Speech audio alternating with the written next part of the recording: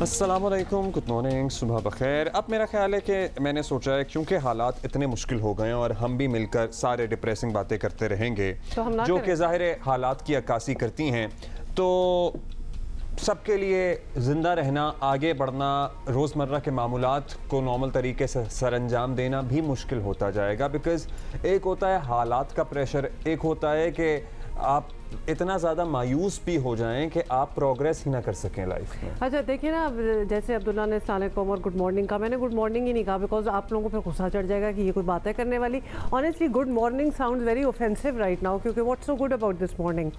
तो अगर आप सो रहे थे और आपको नहीं पता चला कि रातों रात क्या हो गया, फौरन सबसे तो पहले हम आपको बता दें एसी बंद करें अपना, और हाँ। अगर आपके यहाँ ज़रा टेम्परेचर नॉर्मल हो गया है तो मेरा ख्याल है पंखा भी बंद कर दें। हाँ, लेकिन टीवी ना बंद करें क्योंकि आपको बताना जरूरी है कि क्या क्या हो रहा है। लेता है, क्योंकि और इजाफी माशाल्लाह बत्तियां अगर इर्द गिर्द जल रही हैं, अगर आप मोबाइल का चार्जर पर्दे लगा के खोलें, कुछ सनलाइट यूज करें, चार्जर उतार कर स्विच ऑफ करना भूल गए तो वो भी फौरी बंद करें, क्योंकि हमें अपनी जिंदगी में इतना ही विजिलेंट अब होना पड़ेगा। ट्रू, वैसे दैट इज़ वेरी ट्रू। और जो मेरे जैसे लोग हैं ना जिनका फ़ोन जो है वो 60% पे भी पहुंचे तो जल्दी से चार्ज होना स्टार्ट हो जाता है दोबारा, डोंट डू दैट। जब तक 6% पे ना आए ना तो दोबारा चार्ज ना करें, क्योंकि ऐसे तो वक्त वैसे में भी नहीं करना चाहिए जब मुल्क में माशाल्लाह आवाम जो है वो महंगे बिजली के बिलों के खिलाफ सरापा एहतजाज है और समझ ही नहीं आ रही कि करना क्या है।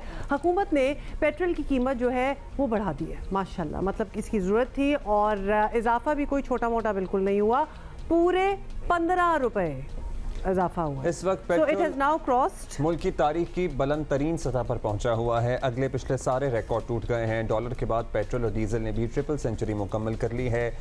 शदीद दबाव है हमारे रुपये की गिरती हुई कदर की वजह से। फिर पेट्रोल की कीमत भी बढ़ रही है। 14 रुपये 91 पैसे फी लीटर इजाफे के बाद अब ये 305 रुपये 36 पैसे फी लीटर हो गया है। 305 रुपये 36 पैसे फी लीटर। यानी अगर आप 300 रुपए भी जैसे लेके गए ना, उसमें भी आपको पूरा लीटर नहीं मिलने वाला, उसके ऊपर भी आपको 5 रुपए 36 पैसा देना होगा, फिर आपका कहीं जाके पूरा लीटर जो है वो पूरा होगा। बाय द वे पेट्रोल क्या है वो भी कोई तो 300 वॉट है पेट्रोल, सॉरी डॉलर इज 325 305 मतलब ये 300 तो अब हमारा वो बेस लाइन रेट हो चुका है ना हर चीज का। 350 भी अगर आप चाहें, अगर आपके पास पुराने पड़े हों और बेचना चाहें तो बिक रहे हैं। अच्छा, डीजल की कीमत आपको बता दें जल्दी से कि 18 रुपये 44 पैसे लीटर पर लीटर जो है इजाफे के बाद 311 रुपये और 84 को क्या कहते हैं, 84 पैसे फी लीटर हो गई है। सो बाय द वे डीजल भी ज़्यादा हो गया है और कीमतों का इतलाक जो है बाय द वे रात 12 बजे हुआ, इसलिए हमने कहा कि बात के आज शो का शुरुआत ही हम इससे करें। वैसे तो 1 लीटर से ज़्यादा ही पेट्रोल लगेगा किसी के भी आने जाने में, कहीं भी कोई आना जाना अगर करे। बाइक की बात कर रहे हैं हम, मोटरसाइकिल की बात कर रहे हैं हम, बहुत हैवी पावर वाली नहीं, 1 लीटर या 1.5 लीटर या एट टाइम्स 2 लीटर। लेकिन अगर 1 लीटर रोज़ाना का हिसाब भी लगाएं, सिर्फ 1 लीटर रोज़ाना का हिसाब भी, तो 9,150 रुपये अप्रॉक्सीमेट सिर्फ महीने के 30 दिनों का पेट्रोल का खर्चा है। ये भी आप ये कैलकुलेशन कर रहे थे। बाइक के ऊपर अगर आप सिर्फ रोज़ाना 1 लीटर पेट्रोल इस्तेमाल कर रहे हैं तो ऑलमोस्ट 9,200 रुपये आप महीने का पेट्रोल खर्च करेंगे। और यहाँ पे कम से कम तनख्वाहें ज़ाहिर है जो हैं वो, बाज़ तो ऐसे लोग हैं माशाल्लाह कि उन्होंने 25-20 हज़ार भी रखी हुई हैं। सिर्फ अल्लाह ताला से उनकी हिदायत के लिए दुआ हम सबको मांगनी चाहिए, क्योंकि अगर इन हालात में भी किसी को ये समझ में नहीं आ रहा कि बेसिक मिनिमम सैलरी को एटलीस्ट 40,000, 37,000, 45,000 पे लेके जाए तो फिर खुदा के कहर से डरना चाहिए। देखिए बात यह है कि जब इतना महंगा हो जाए ना कि even the commute to your work इतना महंगा हो चुका है और आप सोचें कि मैं काम ही नहीं कर सकता बिकॉज इतने पैसे तो काम पे लग रहे हैं, तो जाएंगे किधर? वो तो पैसे आपको लगाने ही होंगे, क्योंकि आगे से तो the only thing that is coming is your salary, जिसमें से येस शायद आधी आप अपने पेट्रोल पे ही लगा रहे हैं, लेकिन कुछ तो आ रहा है। अब तो अब्दुल्ला वो नौबत आ गई है कि वो कुछ तो आ रहा है वाली बात हो गई है कि we have to make ends meet. ये एंड्स जो मीट कराने वाला एक स्ट्रगल है जो कि लिटरली रोज़ बढ़ता चला जा रहा है, but it is how it is, ऐसा ही है। बस इन हालात में यही है कि हम सब अगर एक दूसरे के साथ मिलकर, लिटरली बहुत मुश्किल हालात हैं और शायद और भी मुश्किल हालात आने हैं, but you know people who are dependent on you, अगर आपको अल्लाह ताला ने नवाजा है, दिया है आप उन खुशनसीब लोगों में हैं जिनको इन मामलात की फ़िक्र नहीं है, तो अपने से नीचे वालों का ख्याल रखें। चाहे वो मैं हूँ, चाहे वो आप हों जो हमें देख रहे हों, चाहे कोई भी हो। मतलब अगर मेरे ऊपर कुछ स्टाफ डिपेंडेंट है, मेरे घर पे कुछ लोग आते हैं, या कोई ड्राइवर अगर आपने रखा हुआ है, सो आप एटलीस्ट उनके ट्रैवलिंग एक्सपेंसेस उनकी तनख्वाह से अलग करके निकालना शुरू करते हैं। मतलब वो एक कारपूल कॉन्सेप्ट है ना, डू दैट। अगर आपके कॉलीग्स हैं, आपके ऑफिस में कोई लोग काम करते हैं, आपके घर के इर्द गिर्द ही रहते हैं, सिट विद देम, एक प्लान बनाएं और कौन पिक करेगा कौन ड्रॉप करेगा। मतलब ये रियलिटीज ऑफ द डे है, इसमें कोई शर्माने की बात नहीं है। नहीं, इसमें ये अच्छे दिनों में भी ये होना चाहिए था, टू बी वेरी ऑनेस्ट, होना चाहिए। और अब तो जरूरत हो चुकी है, तो ये होना ही है भाई। एक दिन हम स्कूल अगर जा रहे हैं, कॉलेज जा रहे हैं, कोई नियर बाय लोकेशन है जहाँ सारे काम करते हैं, पता करें, एक्टिवली पता करें अपने मोहल्ले में, and carpool, there is no other way, सारे पैसे डालें उसमें। सो अगर कोई दो लोग करीब रहते हैं मोहल्ले में या इलाके में रहते हैं, तो भाई एक दिन एक बाइक लेकर आ जाए, दूसरे दिन दूसरा बाइक लेके आ जाए, ऑल्टरनेटिव कर लें, कुछ ऐसा सिलसिला बना लें, क्योंकि इसी तरह अब जिंदा भी तो रहना है ना, मामलात भी तो आगे चलाने हैं। सो ये हमारा एक मशवरा है। आपके जहन में कोई आइडियाज़ हैं तो आप प्लीज़ हमसे शेयर कर सकते हैं @Jio Pakistan TV पर। अच्छा जी, साथ साथ आपको बता दें कि अब तो खैर not that we need research to tell us, लेकिन आपको पता होना चाहिए कि बढ़ती महंगाई, कम तनख्वाहें और तनख्वाहें ना बढ़ाना बल्कि कंपनी मुलाजमीन में मायूसी की वजह बनने लगी है। मतलब I think we all kind of feel that, लेकिन अब तो ये बिल्कुल ही इस बात की तस्दीक भी हुई है। और जब वक्त जो होता है वो कंपनी के मफाद में होता है, तो मालकान भी जो हैं वो मतलब बहुत सी चीज़ें हैं जो कर सकते हैं, but they don't actually do.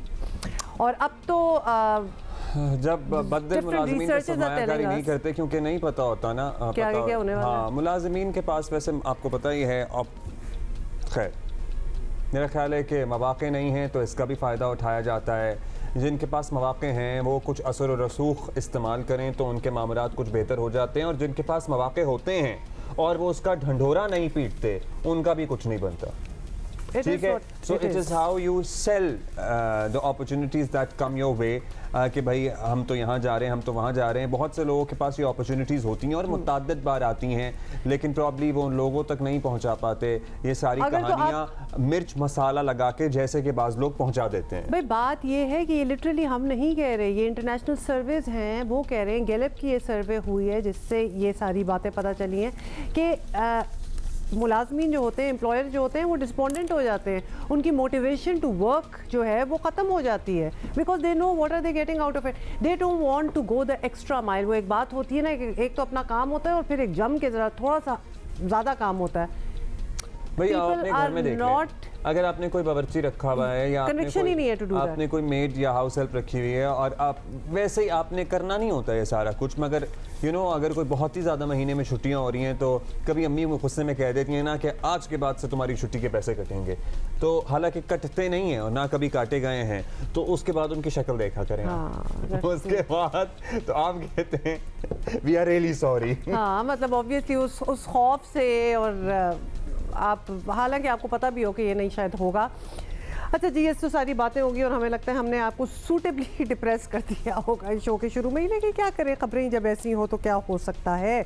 लेकिन कुछ आइडियाज़, वो कारपूल टाइप आइडियाज़ है ना, उसके बारे में सोचें, हमें ट्विटर पे लिखें if you have some wonderful things और ideas that you are doing, आप इम्प्लीमेंट कर रहे हैं तो वो भी हमें बताएं ना, हम शेयर करें लोगों के साथ। अच्छा जी, 1 सितंबर है, not a good way to start the जो स्टार्टअप्स आए थे ना बहुत सारे, ये पब्लिक ट्रांसपोर्ट पूलिंग वाले, वो वाले भी आपको पता है कोविड में जो बंद हुए तो बहुत से चले ही नहीं, लेकिन there are few others who are working. बहुत से बंद हो गए थे। हाँ, बहुत से बंद हो गए थे, लेकिन देयर आर फ्यू अदर्स, मुझे नाम नहीं पता, नाम बताएंगे भी नहीं, पता होगा नहीं, पता होगा भी तो जब तक वो यहाँ पे आके खुद एडवर्टाइज नहीं करेंगे, but otherwise find it out, because a few of my friends are using these, जिसमें कारपूल वगैरह बाकायदा थ्रू ऐप आप कर सकते हैं। सो आप अपने ज़रा टेक सेवी फ्रेंड से पूछें कि क्या चल रहा है। Do it. अच्छा जी, अब महीना चढ़ गया है सितंबर का, and how fast by the way this, ये साल भी किस तरह मुझे तो लग रहा है एटलीस्ट कि अभी शुरू हुआ था और अभी हम सितंबर में भी पहुंच चुके हैं, और पॉलिटिकल एक्टिविटीज़ आपको पता है हमारे यहाँ अरूज में। बताइएगा क्या हो रहा है। अच्छा बता देते हैं, मुल्क के सियासी और इंतज़ामी उफ़क़ पर सितंबर तब्दीली का माह बनता है। ऐसा लग रहा है कि होगा और 9 सितंबर को सदर मुमलिकत आरिफ अलवी की मुद्दत पूरी हो रही है। इसी तरह 16 सितंबर को मौजूदा चीफ जस्टिस उमर अता बंदयाल भी रिटायर हो रहे हैं। दूसरी तरफ चेयरमैन PTI को तोशा खाना केस में जमानत तो मिल गई है, लेकिन इन दिनों साइफर केस में 13 सितंबर तक जुडिशल रिमांड पर मौजूद हैं वो, जबकि 9 मई वाकयात का केस भी पक रहा है। और ये केस इसलिए भी अहम है कि पार्टी चेयरमैन के साथ वाइस चेयरमैन और सदर भी सलाखों के पीछे हैं। जिस तरह सूरत हाल बन रही है, रवा माह चेयरमैन PTI और उनकी जमात का मुस्तकबिल भी बड़ी हद तक वाज़ेह हो जाएगा। और इसी तरह नून लीग के अलावा तकरीबन तमाम सियासी जमातों ने इलेक्शन कमीशन पर बर वक्त इंतखाबात के लिए दबाव बढ़ाना शुरू कर दिया है, प्रेशर बनाना शुरू कर दिया है। बन रहा है और पाकिस्तान बार काउंसिल भी 90 दिन के अंदर इंतखाबात का मुतालबा कर रही है। और ऐसे में इम्कान है कि रवा माह ये मामला भी क्लियर हो जाएगा कि इलेक्शन 90 दिन में होने हैं या नहीं। तो ये भी बड़ा डाइसी है कि हो रहा है कि नहीं हो रहा। और आज भी आपको पता ही है, जिस तरह हमने बताया, 1 सितंबर है। उम्मीद है 30 सितंबर तक मुल्क में बहुत कुछ तब्दील हो जाएगा फॉर द बेटर। ये साथ साथ कहना बहुत ज़रूरी होता है, फॉर द बेटर, क्योंकि ज़रूरी नहीं है हर बार ऐसा ही हो। इसमें सीनियर सहाफ़ी सलीम साफ़ी आपने वो नहीं कहा जो आप पहले सलीम सहाफ़ी अब हमारे साथ मौजूद है। बहुत शुक्रिया साफ़ी साहब। सबसे पहले तो ये बता और Umar Cheema will also be joining us, senior journalist, तज्ज़ियाकार।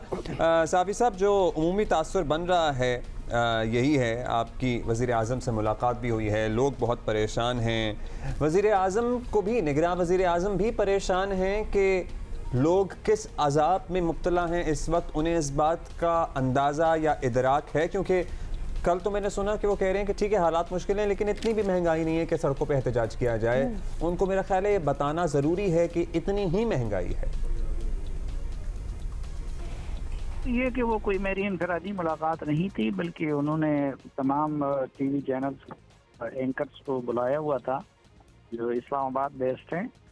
और जो तकरीर है वो लोगों ने उनकी TV पे भी देखी होगी। उसमें तो वो कॉन्फिडेंट भी लग रहे थे और मुस्तकबिल के बारे में और पाकिस्तान के मुस्तकबिल के बारे में पुरुमीद भी थे। हाँ, अलबत्ता उन्होंने तफसील के साथ पाकिस्तान के इस वक्त इक़्तिसादी जो चैलेंजेस हैं और जो सिक्योरिटी चैलेंजेस हैं उनको एलेबोरेट किया। और उसके साथ साथ खुसूसन इस वक्त जो बिजली के बिलों का मसला है, उस हवाले से उन्होंने उनकी वजूहात से सहाफ़ियों के ज़रिए कौम को आगाह किया। और साथ ये भी बताया कि वो इसका हल निकालने की कोशिश कर रहे हैं। लेकिन ज़ाहिरी बात है कि कुछ ऑब्लिगेशंस हैं। IMF का नाम लिए बगैर उन्होंने उसकी तरफ इशारा किया और उन्होंने कहा कि हम उनके साथ निगोशिएट कर रहे हैं और मैक्सिमम ये कोशिश हमारी हो रही है कि हम गरीब सारिफीन को कोई फ़ायदा पहुंचा दें। राइट साफ़ी साहब, आप ये बताएं कि obviously we are in September now, सितंबर का महीना शुरू हो चुका है और इस माह में 2 बड़े रियासती ओहदों पर तब्दीली आनी है। मुल्क की मजमूई सूरत हाल पर इस तब्दीली का क्या असर पड़ेगा इन योर ओपिनियन? मेरे ख्याल में एक तो उसके बाद PTI की मुश्किलात बढ़ेंगी और इस वक्त जो अदलिया की तरफ से या अदलिया के एक हल्के की तरफ से जो PTI की सहूलतकारी है वो ख़त्म हो जाएगी। और दूसरा, ये जो बेयकीनी बात हल्कों की तरफ से फैलाई जा रही है कि जी इलेक्शन इंतवा के शिकार होंगे या फरवरी में भी नहीं होंगे, तो ये बेयकीनी भी ख़त्म हो जाएगी और लोगों को पता चल जाएगा कि इलेक्शन फरवरी ही में हो रहे हैं। ऑलराइट जी, बहुत शुक्रिया आपका सलीम साफ़ी साहब हमारे साथ मौजूद थे। भाई, इंतखाबात के हवाले से तो बहुत से ज़राए ऐसा बता रहे हैं कि इब्हाम ख़त्म होने वाला है और इलेक्शन कमीशन बाज़ाब्ता जल्द may be within the next week किसी तारीख का ऐलान कर दे कि इंतखाबात मोस्ट लाइकली फरवरी में किसी तारीख पे हो जाएंगे। तो वो जो है ना कि भी एक्सटेंड होगा नहीं होगा, वो अनसर्टेनिटी ज़रूर इस ऐलान के साथ ही ख़त्म हो जाएगी। So yes, that's coming ahead. अच्छा जी, उमर चीमा, आपने भी हमें ज्वाइन किया। आपसे भी बल्कि ये पहले तो इस महीने के हवाले से ही पता कर लेते हैं कि कुछ चेंजेस जो हैं वो बिल्कुल इस महीने में हो रहे हैं। आपके ख्याल में प्रेसिडेंट हाउस और चीफ जस्टिस ऑफ पाकिस्तान की कुर्सी पर तब्दीली के बाद हमें मजमूई मंजरनामे में क्या तब्दीली नज़र आ सकती है? आप क्या एंटिसिपेट कर रहे हैं? देखें, ये डिपेंड करता है कि जो तब्दील होने वाले हैं उनमें से कितने तब्दीली की ख्वाहिशमंद हैं। पहली बात, अगर हम सदर की कर लें तो क्या सदर जाना चाह रहे हैं या नहीं जाना चाह रहे। सदर अभी जो अंसार भाई साहब की स्टोरी थी उसमें उन्होंने सैलरीज़ में रेज़ का मुतालबा किया है कि तनख्वाह बढ़ाई जाए, सदर की तनख्वाह बढ़ाई जाए। तो इसका मतलब है कि वो चाह रहे हैं कि जब तक नए सदर का इंतखाब नहीं होता वो सदर के तौर पे अपने फ़राइज़ सर अंजाम देते रहें। और इसका ओवरऑल पीटीआई को भी फ़ायदा है, वो भी चाहेंगे कि उनका कोई बंदा तो सिस्टम में रह जाए, कि सदर के लेवल पे मौजूद अगर कोई बंदा उस ओहदे पे फायज़ कोई शख्स उनके लिए आवाज़ उठाए, बेशक वो गलत हो या सही हो, लेकिन वो आवाज़ दूर दूर तक पहुंचती है। तो लिहाजा उनकी तो ये कोशिश होगी कि अलवी साहब जो हैं वो सदर के तौर पे काम करें।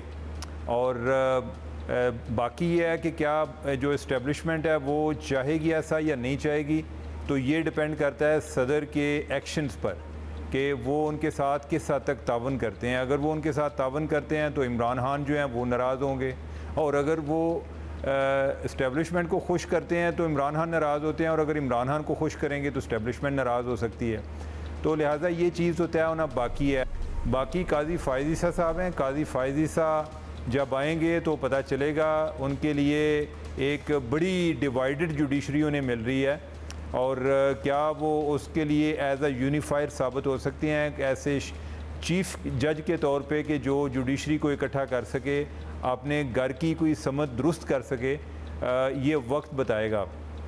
या जो सुमोटो के लिहाज से उनकी पावर है वो उसको किस हद तक एक्सरसाइज करते हैं, क्या उनका ज़्यादा फोकस जो है वो फ़ैसले देने पर होगा या रिमार्क्स देने पर होगा, ये वक्त बताएगा। लेकिन ये ज़रूर है कि जिस तरीके से बंदयाल साहब ने एक आउट ऑफ द वे जाके इमरान खान को या ओवरऑल पीटीआई को सपोर्ट करने की कोशिश की, और उस दौरान कई मुतनाज़ा फ़ैसले भी दिए, इमरान खान की सपोर्ट में तो कम आएंगे, यानी कि वो तो मुझे एज सच नहीं लग रहा कि कोई उनको कोई ज़्यादा फ़ायदा होगा।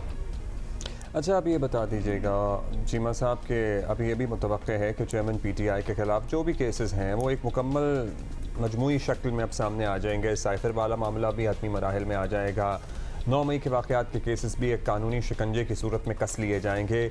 साबिक़ वज़ीर आज़म के सियासी मुस्तक़बिल का फ़ैसला भी clear cut writing on the wall की सूरत में प्रॉब्ली सामने आ जाएगा। What do you think about this? बज़ाहिर ऐसे ही लग रहा है, नहीं कि अभी तो ऐसा लग रहा है कि अगर इमरान खान का निकलना वो कोई एक मौजज़ा होगा, जिस तरीके से और जितने जतन करके इमरान खान को जो है गिरफ़्तार किया गया या उनको जेल भेजा गया, अब जो है उनको निकालना इतना आसान नहीं होगा। ये इसी तरह है कि जैसे मियां नवाज शरीफ पर कोई केस जो बने जिसके नतीजे में उन्हें सज़ा हुई, जब उन केसेस पर अगर कोई एक में उन्हें कोई रिलीफ मिलता तो हुकूमत वक्त कोई दूसरे केस में उनको सज़ा दिलवा के या गिरफ़्तारी के ज़रिए उनको जेल में बंद रखती। तो मेरा ख्याल है कि ये मामला अभी इमरान खान के साथ भी होगा, और कम अज़ कम जब तक इलेक्शन का अमल मुकम्मल नहीं होता तो तब तक मुझे नहीं लग रहा कि इमरान खान जो हैं वो जेल से बाहर आएंगे। इलेक्शन जो है, इलेक्शन इमरान खान के जेल में गुजरते हुए नजर आ रहे हैं। जेल से बाहर जाएंगे या बाहर जाएंगे? अच्छा, फाइनली ये भी बता दें, बहुत सी चीज़ें obviously have to be decided. Finally ये बता दें कि सियासी तौर पर सबकी नज़रें ऑब्वियसली अब इसी जानिब हैं कि इलेक्शन कब होंगे। तो सियासी जमातें कह लें, वकला वगैरह अपना जोर लगा रहे हैं। गैर मुल्की सिफारतकारों ने भी अपना इनपुट जो है वो दे दिया है। क्या सितंबर में ये पता चल जाएगा कि इलेक्शन कब होंगे? देखिए, अभी तो बज़ाहिर यही लग रहा है कि इलेक्शन जो हैं वो फरवरी या मार्च में जाकर होंगे, और इलेक्शन कमीशन ने भी इस लिहाज से डेट का तयन या एटलीस्ट महीने के बारे में उन्होंने बता दिया है कि फरवरी में होंगे। तो इससे आगे बढ़ते हुए नज़र नहीं आते। लेकिन अगर हम मजमूई सूरत हाल देखें, जिस अंदाज से पहले असम्बलियाँ तहलील की गई, खैबर पख्तूनख्वा की असम्बली या पंजाब की असम्बली, और फिर यह है कि उसमें सुप्रीम कोर्ट भी इन्वॉल्व हुई। सुप्रीम कोर्ट ने मुदाखलत की कि इलेक्शन जो है 90 दिन के अंदर कराएं, लेकिन फेडरल गवर्नमेंट ने नहीं कराए। हर दफ़ा कोई नया जवाब तलाश कर लिया। अभी भी ये लगता है कि इलेक्शन इलेक्शन को डिले हो सकता है। लेकिन इसमें जो सबसे इम्पॉर्टेंट इंडिकेटर है बल्कि दो हैं वो इंडिकेटर। एक ये है कि इमरान खान का मुस्तकबिल और दूसरा मुआशी सूरत हाल। इमरान खान जो हैं वो तो ऑलरेडी जेल में हैं, उनका जेल से आना कोई इतनी जल्दी या इलेक्शन के दौरान नज़र नहीं आ रहा। बाकी मुआशी सूरत हाल कोई रातों रात को बदलने के या मुआवजे की मैं तवक्को नहीं कर रहा। हाँ, ये ज़रूर है कि ये जो उम्मीदें लगाई हुई है गवर्नमेंट, उम्मीदें लगाई बैठी है कि कोई हमें सऊदी अरब से इन्वेस्टमेंट आनी है, और अगर जिस जो अंदाजे ये लगा रहे हैं कि इतने अरब डॉलर की इन्वेस्टमेंट आएगी, अगर वो आ जाती है तो उससे डॉलर पर प्रेशर ज़रूर कम होगा, और डॉलर पर प्रेशर कम होने की वजह से महंगाई में भी कमी आ सकती है, और जिसकी वजह से एक फील गुड फैक्टर प्रमोट हो सकता है। गवर्नमेंट भी कह सकती है कि हमने महंगाई कम करने की कोशिश की है, या जो जाने वाली हुकूमत है, जो PDM वाले हैं, वो भी को क्रेडिट ले सकते हैं कि ये हमारे टाइम पर ये सारा काम शुरू हुआ था, लेकिन वक्त ने हमें मोहलत नहीं दी कि हुकूमत में रहकर हम ये तब्दीली देखते। लेकिन ये हमारी मेहनत का समर है कि महंगाई कम हो रही है। कोई इस तरह की कोई जवाज़ तराश के वो अदालत यानी कि वो जाके अवाम के पास जा सकते हैं। बाकी जो मौजूदा सूरत हाल है इसमें तो जाना कोई ऐसी अफियत नज़र नहीं आती। यानी कि जब वापडा वाले जो हैं उन्होंने अपनी सिक्योरिटी मांग ली है कि लोग अगर कोई मीटर रीडर किसी जगह पे जाता है तो लोग उसके पीछे चले जाते हैं या उन्हें हमले का ख़तरा होता है, तो जो वोट मांगने जाएगा और इस महंगाई की हालत में जाएगा उसके लिए भी कोई इतनी उसको भी कोई वेलकम नहीं कहा जाएगा। लिहाजा जो सबसे इम्पॉर्टेंट इंडिकेटर है वो मईशत है, यानी उसको भी तैयार रहना चाहिए कि लोगों के जो सेंटिमेंट्स हैं। थैंक यू उमर, बट यहाँ एक बात ज़रूर मेंशन करनी चाहिए। क्या? ये जो लोग अगर आप लोग तशद्दुद कर रहे हैं इन वापडा मुलाजमीन पर, के इलेक्ट्रिक वालों पर, इन कंपनियों वालों पर, मीटर रीडर, ये भी गरीब लोग होते हैं और ये ज़ाहिर है अपनी ड्यूटी करने के लिए आ रहे हैं, अपना काम कर रहे हैं। आप एहतजाज के तशद्दुद को निकाल कर 100 तरीक़े अपना सकते हैं, लेकिन किसी को ज़दोकोब करना, एक वीडियो में देख रहा था कि इलेक्ट्रिक के एक मुलाजिम को लिटरली तकरीबन वो मर जाता अगर कोई ना बचाता उसे तो। बट हमें ये मलूज़ खातिर रखना चाहिए, तशद्दुद की एहतजाज में कोई गुंजाइश नहीं है, ना हो सकती है, ना होनी चाहिए। 100 तरीक़े से आप अपना एहतजाज रिकॉर्ड कराएँ, लेकिन किसी को लिटरली अधमुआ करके छोड़ देना, एक तो महंगाई के मारे पैसे हैं वो फंसेंगे, दूसरा कल को खुदा न खास्ता किसी की जान लेने के कसूरवार भी ठहरेंगे आप। मैं सरप्राइज होती हूँ कभी कभार कि हमें क्या इस फोरम पे बैठ के ये कहने की ज़रूरत है कि भाई इसको जाने दो, इसको जान से ही ना मार देना। मतलब एक लाइन ड्रॉ करनी होती है। एहतजाज है, कोई चीज़ नहीं अच्छी लग रही, कोई नापसंदीदा शख्सियत है, whatever it might be, मारने पे ही क्यों तुल जाते हैं? And why do people have to sit on such forums and request कि प्लीज़ इतना ही एहतजाज कीजिएगा, इससे ज़्यादा लाइन ना क्रॉस कीजिए? मतलब where are you coming from? ये क्या किसी को बताने की ज़रूरत होनी चाहिए? तो प्रोटेस्ट करें, ज़रूर करें, हालात अच्छे नहीं हैं, वाकई नहीं अच्छे, लेकिन कंट्रोल प्लीज़। आई मीन इससे ज़्यादा क्या कह सकते हैं? ये तो वो बातें हैं ना कि literally this is your upbringing, ये तो आपकी तरबियत है कि कहाँ से आ रहे हैं आप।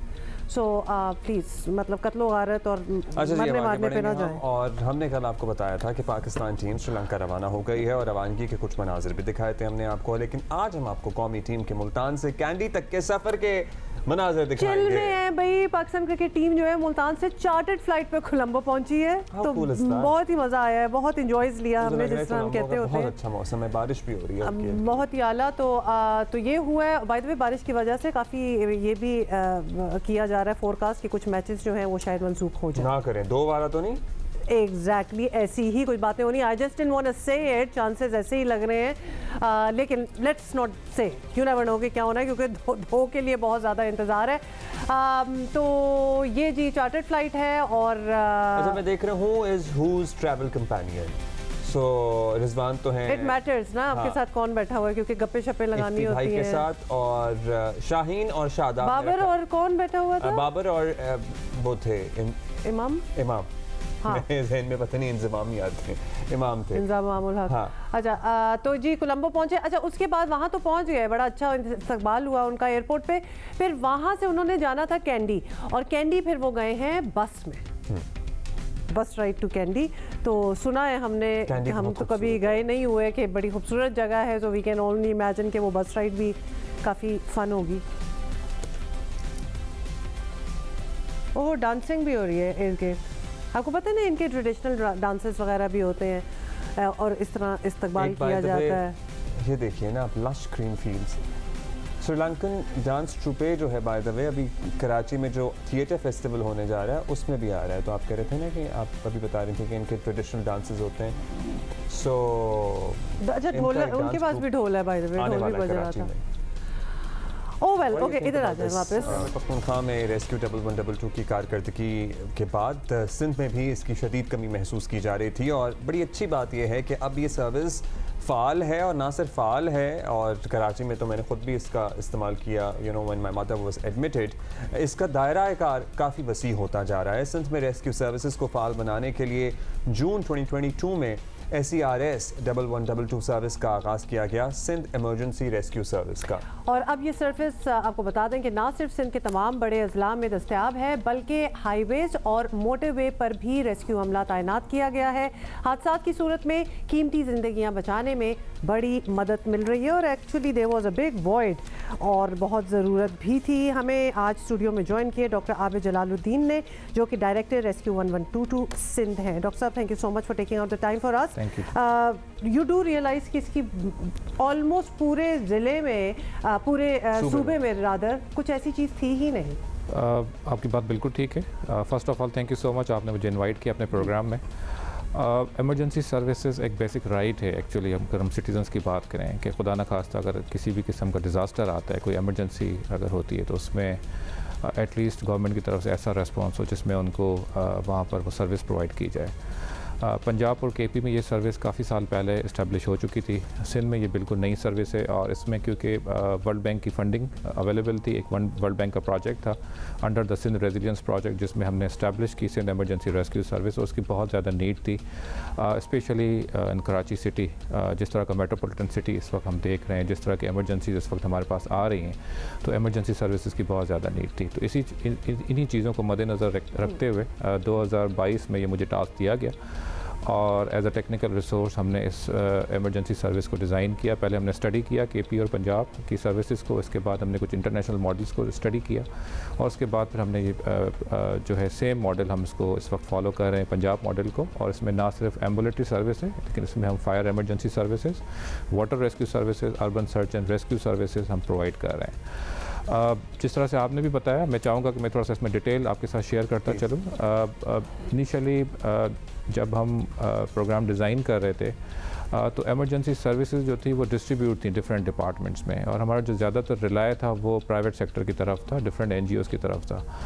और हम उसमें खुदा न खास्ता जब इस तरह की कोई एमरजेंसी होती थी तो हम देखते थे वहाँ पर ट्रांसपोर्ट के लिए एक व्हीकल्स पहुँच जाती थी, जिसको मैं एम्बुलेंस नहीं कहता क्योंकि ambulance means fully equipped ambulances. और उसके बाद अब आपने देखा कि ना सिर्फ एम्बुलेटरी सर्विस अवेलेबल हुई और हमने वर्ल्ड बैंक के इश्तराक से तकरीबन 230 एम्बुलेंसेज प्रोक्योर की, और उसमें 230 ambulances are on road in all over the Sindh province, और उसमें 70 एम्बुलेंसेज ऐसी हैं जिसमें वेंटिलेटर्स भी इंस्टॉल्ड हैं। तो किस किस शहर तक आपने अभी तक इसका दायरा कार फैलाया है? जैसे कराची में कितनी एम्बुलेंसेज अवेलेबल हैं अदर देन कराची, और द फैसिलिटीज़ अवेलेबल? जी, जिस तरह से मैंने बताया कि इसमें सिर्फ एम्बुलेंस सर्विस नहीं है, तो पहले तो हमने इसको डिवाइड किया कि जो फर्स्ट नीड थी वो एम्बुलेटरी सर्विस थी, क्योंकि इसमें एक होती है लो एंड इंटरवेंशन, एक होती है high and intervention. High and intervention में हमारे पास जो फायर के केसेस आते हैं, बिल्डिंग कोलैप्स के केसेस आते हैं, ड्राउनिंग के केसेस आते हैं, जिसमें एफर्ट्स बहुत ज़्यादा लगती है और ऑपरेशंस आवर्स डेज़ उसमें लग जाते हैं हम जब तक वहाँ से लोगों को निकालें। हमने पहले एम्बुलेंस सर्विस जब स्टार्ट की दिसंबर में, इनिशियली हमने स्टार्ट की थी 6 डिविजनल हेडक्वार्टर से, तो कराची, हैदराबाद, मीरपुर खास, शहीद बेनज़ीराबाद, नवाबशाह, लाड़काना और सखर से। इस वक्त आज के दिन में इस वक्त हमारी ambulance service is available in all over the districts, और कराची में इस वक्त हमारे पास तकरीबन कोई 150 के करीब एम्बुलेंसेज हैं जो इस वक्त चल रही हैं। इसके साथ साथ जो हमारी बाकी रेस्क्यू सर्विसेज हैं वो 6 डिविजनल हेडक्वार्टर्स पे अवेलेबल हैं, जिसको हम अभी एक्सपेंड कर रहे हैं। तो 13 डिस्ट्रिक्ट्स हमारा प्लान है इस वक्त विद इन इंशाल्लाह next 6 months. There is a bit of, if I may say so, एक लैक ऑफ फेथ थोड़ा सा है, क्योंकि लोगों ने एक तो इस किस्म की रेस्क्यू सर्विस इस तरह काम करते हुए यहाँ देखी नहीं है। जब भी कोई हादसा होता है तो मुख्तलिफ NGOs जो यहाँ काम करती हैं, जो कि सालों से काम कर रही हैं, नज़रें ईदी की बात कर लें तो नज़रें उन्हीं की तरफ जाती हैं, और टू बी वेरी ऑनेस्ट नज़र भी वही ही आते हैं कि वही काम कर रहे होते हैं, बी इट बिल्डिंग कोलैप्स या कोई ड्राउनिंग इंसिडेंट हो, कुछ भी हो तो वो ज़्यादा नज़र आते हैं। अब लोगों के दिमाग में किस तरह आप डालेंगे कि वी आर अवेलेबल और हम ज़्यादा इक्विप्ड हैं, हम ज़्यादा ट्रेंड हैं, हम you know up to date हैं, ये किस तरह बताएंगे? देखिए, इस वक्त तकरीबन जो हमने central command and control establish किया कराची में, इस वक्त डेली बेसिस पे जो हमारे पास कॉल्स आ रही हैं 7,000 to 8,000 कॉल्स पर डे हम उसको रिस्पॉन्ड, जी जेन्युइन कॉल्स की मैं बात कर रहा हूँ, क्योंकि अगर मैं इसमें फेक कॉल्स, प्रैंक कॉल्स और अनरेलेवेंट कॉल्स का अगर ऐड करूँगा तो वो फिर नंबर बहुत ज़्यादा ऊपर चला जाता है। अच्छा, इसमें जो हमारे इंटरवेंशंस होती हैं वो तकरीबन 4-4.5 हज़ार के करीब हम इंटरवेंशंस करते हैं, जिसमें 90% interventions are ambulatory service related और 10% जो सर्विसेज हैं हमारे जिसमें बाकी केसेस हमें रिपोर्ट होते हैं।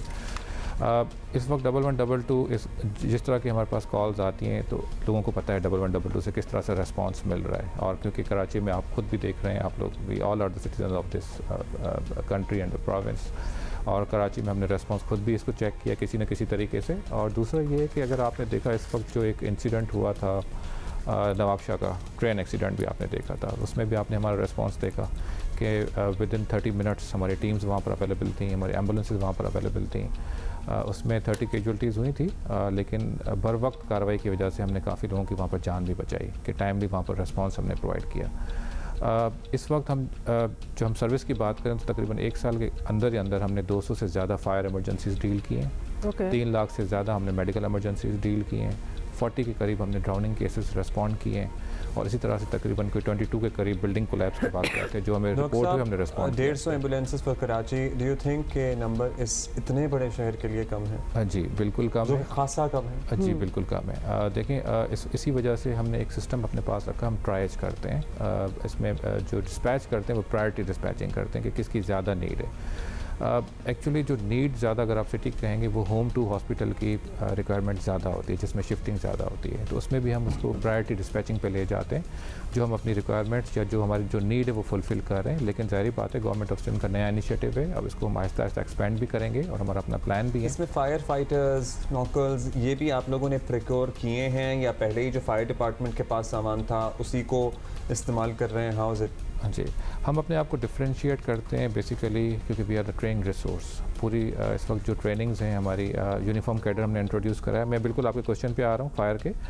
पहले तो हमने इसको इंट्रोड्यूस करा है, हमने इनकी ट्रेनिंग्स करवाई, और ट्रेनिंग के लिए पंजाब में एक ही अकेडमी है, national rescue academy under the Punjab rescue service department, और वहीं पर हम इनकी 6 मंथ्स की पहले ट्रेनिंग कंप्लीट कराते हैं, जिसमें इनकी जो कैडर वाइज ट्रेनिंग की जाती है, उसके बाद ये फिर ज्वाइन करते हैं इस सर्विस को। जैसे ही हमने यहाँ पर सर्विस स्टार्ट की तो सबसे ज़्यादा नीड थी, कराची में फायर इंसिडेंट बहुत ज़्यादा होते हैं और मल्टी स्टोरी बिल्डिंग। अच्छा, इफ़ आई मे ऐड, एक और इंसिडेंट जो कराची में बहुत स्पेसिफिक टू कराची है, वो हमारे मैनहोल जो होते हैं वो खुले होते हैं, और बच्चों के लिए तो वो लिटरली एक मौत का कुआं बन जाता है। We hear these stories every other day, हर महीने अभी हमारे सामने इतनी बड़ी एक लिस्ट है जिस पे हम बात भी करते हैं। उनको रेस्क्यू करने के लिए आवामी आती है और nobody seems to be trained enough कि उधर उसमें कैसे जाना है, क्या होना है। कवर करना तो खैर हम एक्सपेक्ट ही नहीं कर सकते कि कोई कवर करेगा, लेकिन एटलीस्ट रेस्क्यू होना चाहिए। इसमें मैं आपको बताता चलूँ, तकरीबन कराची के 6 केसेस जो मैं खुद भी अवेलेबल था उन केसेस में, और सेवरेज के केसेस हमारे पास रिपोर्ट हुए थे। प्रॉब्लम ये है कि हम लोकल गवर्नमेंट के साथ भी काम कर रहे हैं, और जब ये इस तरह का इंसिडेंट होता है, क्योंकि हमने इसको इंटीग्रेट किया हुआ है बाकी सर्विस के साथ, फ़ौरन से कंट्रोल रूम से कॉल्स रेलेवेंट इदारों को चली जाती है और हम इंश्योर करते हैं वो वहाँ पर अवेलेबल हो। एक इंसिडेंट हुआ था गुलशन इकबाल का, एक बच्चा इसमें कुएं में इसमें गटर में गिर गया था मैनहोल में। हमने बड़ी कोशिश की, और क्योंकि हमारे पास ट्रेंड स्कूबा डाइवर्स भी हैं, हमारे पास ट्रेंड लोग ऐसे हैं जिनके पास फुली इक्विप्ड और वो प्रॉपर्ली अंदर जाकर और वो उसकी सर्च ऑपरेशन करते हैं। हमें जो प्रॉब्लम आई थी ये थी कि हमने कहा था हमें मैप प्रोवाइड करें, क्योंकि आपको पता है जब काम हो रहा होता है तो काफ़ी सेवरेज की लाइन ऐसी है जो आगे ब्लॉक हो जाती हैं, फिर नई बन जाती हैं। तो हम सर्च करते रहे, पूरा दिन लग गया, हमें वो बॉडी सर्च नहीं हुई। 4 दिन तक हमने सर्च ऑपरेशन किया, लेकिन हमें बॉडी रिकवर नहीं हो सकी। वो बॉडी रिकवर फिर कहीं और से हमें मिली। तो इसके लिए कोशिश यही है कि क्योंकि हम इस वक्त बहुत कोऑर्डिनेटेड एफर्ट्स के साथ चल रहे हैं, जैसे फ़ायर की भी अभी आपने बात की, तो जो बिल्डिंग्स जब बन रही होती हैं तो क्या फ़ायर प्रोटोकॉल्स वहाँ पर पूरे होते हैं, नहीं होते हैं, वहाँ पर इवैक्यूएटेड जो स्पेस है वो वहाँ पर आइडेंटिफाई होती है, वहाँ पर जो एक्चुअली प्रोटोकॉल्स हैं हमारे सेफ्टी के वो प्रोटोकॉल पूरे होते हैं, नहीं होते हैं। अच्छा, लेकिन बहुत से ऐसे किस्से जो हैं, और ये हम इसमें ज़्यादा कंसर्न है क्योंकि वो बड़ा ही एक ट्रेजेडी एक लगती है कि एक तो वो होने नहीं चाहिए मैन होल्स खुले और उसमें कोई बच्चा गिर जाए। We are trying to connect कि किस चीज़ की आप लोगों को ज़्यादा ज़रूरत हो that it should work out. आप कह रहे हैं मैप्स वगैरह नहीं होते, बिकॉज हमारे पास इतने किस्से हैं। 14 अगस्त को मेमन गोट में एक बच्चा जो था वो गिर गया, exactly almost on a regular basis ये आ रहे हैं। तो क्या चीज़ है जो हम यहाँ इम्प्लोर कर सकते हैं कि आपको शायद लिएज़ों करने पड़ेगा? इसमें एक बड़ी अच्छी चीज़ ये हुई है कि मुर्तज़ा वहाब साहब की बड़ी सपोर्ट रही है हमें स्टार्टिंग से, जब से हमने 1122 को इस्टेब्लिश किया, और इस वक्त भी उनका अपना बहुत ज़्यादा इंटरेस्ट भी है, और उनके जो अंडर जो सारे डिपार्टमेंट उनके साथ इस वक्त हमारी कोऑर्डिनेशन बहुत ज़्यादा, हम लाइजन के साथ काम कर रहे हैं। एक्चुअली जो हमें नीड है वो ये है कि क्योंकि हम अभी बहुत जल्द आप देखेंगे हम वॉलंटियर्स प्रोग्राम भी स्टार्ट करने जा रहे हैं, जिस पे हम उनकी ट्रेनिंग्स करवाएंगे कि फ़र्स्ट रिस्पांस जो एटलीस्ट वॉलंटियर्स उस एरिया के लोग करें जब तक रेस्क्यू सर्विस वहाँ पर पहुँचे, क्योंकि एक लिमिटेड टाइम पीरियड होता है जिसमें हम वहाँ पर रिस्पॉन्ड करते हैं। एम्बुलेंस का इस वक्त जो टाइम है वो हम 8 to 12 मिनट्स मेंटेन कर रहे हैं, इट्स अ रिस्पॉन्स टाइम।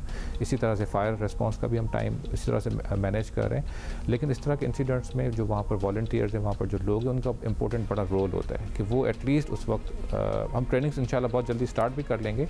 और दूसरा, जब हमारी टीम्स वहाँ पर पहुँच जाती है तो वहाँ पर रश हो जाता है, मोबाइल पे वीडियोस बनाना शुरू हो जाते हैं, मॉब्स बन जाते हैं, तो वो काम करने में बड़ी दुश्वारी होती है, जिसकी वजह से डिले आती है। इक्विपमेंट है आप लोगों के पास, जैसे कि जब बिल्डिंग्स गिरती हैं, और आई एम सॉरी बट ये भी बड़ा रैम्पेंट है एक बात कि अगर 16वें फ्लोर पे किसी मंजिल में आग लग जाए कराची में, how would you deal with? देखें, जो इस वक्त KMC का जो इदारा है, जो फायर डिपार्टमेंट है, वो फुली इंटीग्रेट है हमारे साथ। स्नॉर्कल उनके पास है, फायर ब्रिगेड हमारे पास भी है, उनके पास भी है, तो एज अ टोटल रिसोर्स हम उसको यूटिलाइज़ करते हैं। हमारे डिस्पैच रूम में इस वक्त KMC के लोग भी बैठे हुए हैं जहाँ से फायर ब्रिगेड डिस्पैच हो रही होती है। तो जब हम इसको इंटीग्रेटेड सर्विस कह रहे हैं, तो जो ऑलरेडी इदारे गवर्नमेंट के काम करें उसको हमने इंटीग्रेट कर दिया। हमारे पास अपने फायर फाइटर्स हैं जो प्रॉपर्ली फायर गेयर्स के साथ वहाँ पर रिस्पॉन्ड करते हैं। हमारे पास आपने अभी वीडियो भी देखी होगी जिसमें आपने देखा कि प्रॉपर्ली वहाँ पर किस तरह से वो लोग जा रहे हैं, किस तरह के यूनिफॉर्म्स पहने हुए हैं, किस तरह के गेयर्स वो यूज़ कर रहे हैं, किस तरह के इक्विपमेंट्स वो लोग इस्तेमाल कर रहे हैं। तो स्नॉर्कल इस वक्त अवेलेबल है कराची में फायर डिपार्टमेंट की, जिसको हम लोग भी यूटिलाइज़ करते हैं as per need. Alright ji, thank you doctor Abid Jalaluddin. और we have high hopes actually, और हम आपसे सवाल भी इसलिए कर रहे थे बिकॉज हम चाहते हैं कि लोगों का जो फेथ जो है थोड़ा सा रिस्टोर हो, लेकिन वो तभी होगा जब काम शाम भी बिल्कुल हम काम भी कर रहे हैं। और इस वक्त आपके प्रोग्राम के तवज्जुह से मैं यही कहूँगा कि खुदा न खास्ता किसी भी इमरजेंसी में आप 1122 कॉल करें, आपको रेस्पॉन्स नज़र आएगा वहाँ पर। बहुत शुक्रिया। जिस तरह बाकी मुल्क में खैबर पख्तूनख्वा पंजाब में सबसे पहले मामला शुरू हुआ था, एक नंबर है जो हमारे जहनों पर नक्श है। अब कराची और अतराफ में भी, सिंध में भी अगर आपको कोई भी खुदा न खास्ता इमरजेंसी का सामना हो तो आप 1122 पे रब्ता करके मदद मांग सकते हैं, और मांगिए। और डॉक्टर साहब यहाँ बैठे हैं, वो कह रहे हैं कि 100% आपकी मदद की जाएगी। अच्छा जी, एयर क्वालिटी का हमारा कोई हाल नहीं है, मतलब और मसले कम थे कि एयर क्वालिटी हमारी लाइफ इंडेक्स की रिपोर्ट जो बता रही है कि तशवीशनाक सूरत हाल की निशानदही कर रही है कि बढ़ती फ़ज़ाई आलूदगी शहरियों की औसत उम्र में 4 साल तक मुमकिन कमी का बाइस बन सकती है। लोग ख़त्म कर दो बात, बस इसके बाद आगे बात ही नहीं करनी। मज़ीद कहा गया है कि पाकिस्तान की 98% आबादी इंतहाई आलूदा फ़ज़ाई माहौल में रहती है। पाकिस्तान के बेशतर शहरी इलाकों में फ़ज़ाई आलूदगी की सतह कौमी फ़ज़ाई आलूदगी और आलमी दायरा सेहत के मयार से कई गुना ज़्यादा है। रिपोर्ट के मुताबिक पाकिस्तान में मौजूदा आलूदगी की सतह बरकरार रही तो पंजाब, इस्लामाबाद और खैबर पख्तूनख्वा के आवाम की औसत उम्र 4 साल तक कम होने का खदशा है। फिर तो नहीं, अब लाहौर नहीं हम जा रहे, नहीं हम इधर भी कोई ख़ास मतलब हसीन मौसम नहीं है। इधर तो मेरा ख्याल है को समंदर ने लाज रखी हुई है, हवाएं चलती रहती हैं, इसलिए स्टैग्नेंट नहीं होती आलूदगी। आपको पता है, लेकिन उसके भी फ्लिप साइड्स हैं बहुत सारे, बट वहाँ पे समंदरी हवाओं का ज़ाहिर दखल नहीं है, इसलिए शदीद आलूदगी है फ़ज़ा में। एक्सपर्ट हैं जी हमारे साथ programme director Pakistan environment trust Hasan Anwar, उनसे पता कर लेते हैं क्योंकि हमने तो एक पिक्चर खींच ही दी आपके सामने, how bad it is. Let's find out.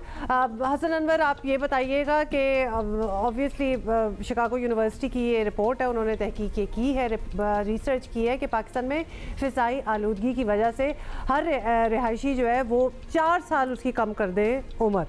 तो क्या हालात इतने ख़राब हो चुके हैं, हम इसको सीरियसली लें? हम अक्सर देखते हैं कि कराची, पेशावर, लाहौर जो हैं दुनिया की उन जो आलूदा तरीन शहरों में शुमार होता है। इनका जो एयर क्वालिटी इंडेक्स पे लाहौर, कराची, पेशावर जो है टॉप या टॉप के करीब करीब शहरों में आते हैं। और ये मसला खाली पाकिस्तान में नहीं बल्कि जो सरहद पार दिल्ली में भी यही मसला जो है वो काफ़ी सामने नज़र आ रहा है। तो हालात तो बहुत ख़राब हैं। बल्कि आपको ये भी याद होगा कि तकरीबन आज से 6 साल पहले एक रिपोर्ट शाया हुई थी जिसमें ये बताया गया था कि जो दिल्ली और जो लाहौर की जो एयर क्वालिटी है वो इतनी बुरी है कि वहाँ सांस लेना दिन में एक सिगरेट की डब्बी पीने के मुतरादिफ है। फिर उसके साथ साथ हम देखते आए हैं कि जैसे ही ये स्मॉग का सीज़न शुरू होता है अक्टूबर, नवंबर, दिसंबर के वक्त, तो स्कूल बंद होना शुरू हो जाते हैं, ऑफिसों में छुट्टियां होना शुरू हो जाती हैं, तो बच्चों की सेहत ख़राब होती है। तो ये एयर क्वालिटी और जो आलूदगी का अंसर है वो तो बहुत बुरे हालात हैं और वो बहुत हालात बदतदरीज ख़राब होते जा रहे हैं। और उसकी जो है बड़े पैमाने पे जो मेजर वजूहात हैं वो 3 नज़र आती हैं। और उसमें से एक जो वजह है वो है हमारा ट्रांसपोर्टेशन सेक्टर, दूसरी जो है वो हमारी इंडस्ट्री और इंडस्ट्रियल पोल्यूशन है, और तीसरी जो है जो हमारे एरिया अच्छा हसन साहब, बुनियादी सवाल ये भी बनता है कि ना तो हम कोई इंडस्ट्रियल मुल्क हैं, ना इतनी ज़्यादा यहाँ ट्रेनें चलती हैं, हमने अपनी फ़ज़ा कैसे इतनी ख़राब कर ली? बुनियादी फैक्टर्स क्या हैं तबाही को इस दहाने तक पहुँचाने में? देखिए, एक तो उसका आंसर ये है कि जो क्लाइमेट चेंज है, जो माहौलियाती तब्दीली है, वो एक ग्लोबल कॉन्सेप्ट है। तो अगर किसी और मुल्क में भी फ़र्ज़ करें चाइना, इंडिया या यूनाइटेड स्टेट्स के अंदर भी अगर इंडस्ट्रियल एक्टिविटी बहुत ज़्यादा है जिससे हवा में पोल्यूशन बढ़ रही है, उसका इम्पैक्ट पूरी दुनिया पे आता है। बट जो एयर क्वालिटी और जो हवाई आलूदगी है उसकी जो सबसे बड़ी वजह है वो क्लाइमेट चेंज नहीं है, वो हमारी अपनी एक्टिविटीज़ हैं। आप अगर बात करते हैं ट्रांसपोर्ट की, तो 2003 के बाद से लाहौर के अंदर जो गाड़ियों की रजिस्ट्रेशन है उसके अंदर 4 गुना इजाफा हुआ है, जिसका बेसिकली कहने का मकसद ये है कि लाहौर में गाड़ियों की तादाद 4 गुना से ज़्यादा बढ़ गई है 2013 के बाद से। तो अगर आप इस चीज़ को अंदाज़ा लगाएं तो आप रियलाइज़ करते हैं कि एक्चुअली हमारे जो इश्यूज़ हैं वो हमारे काफ़ी हद तक अपने क्रिएटेड हैं।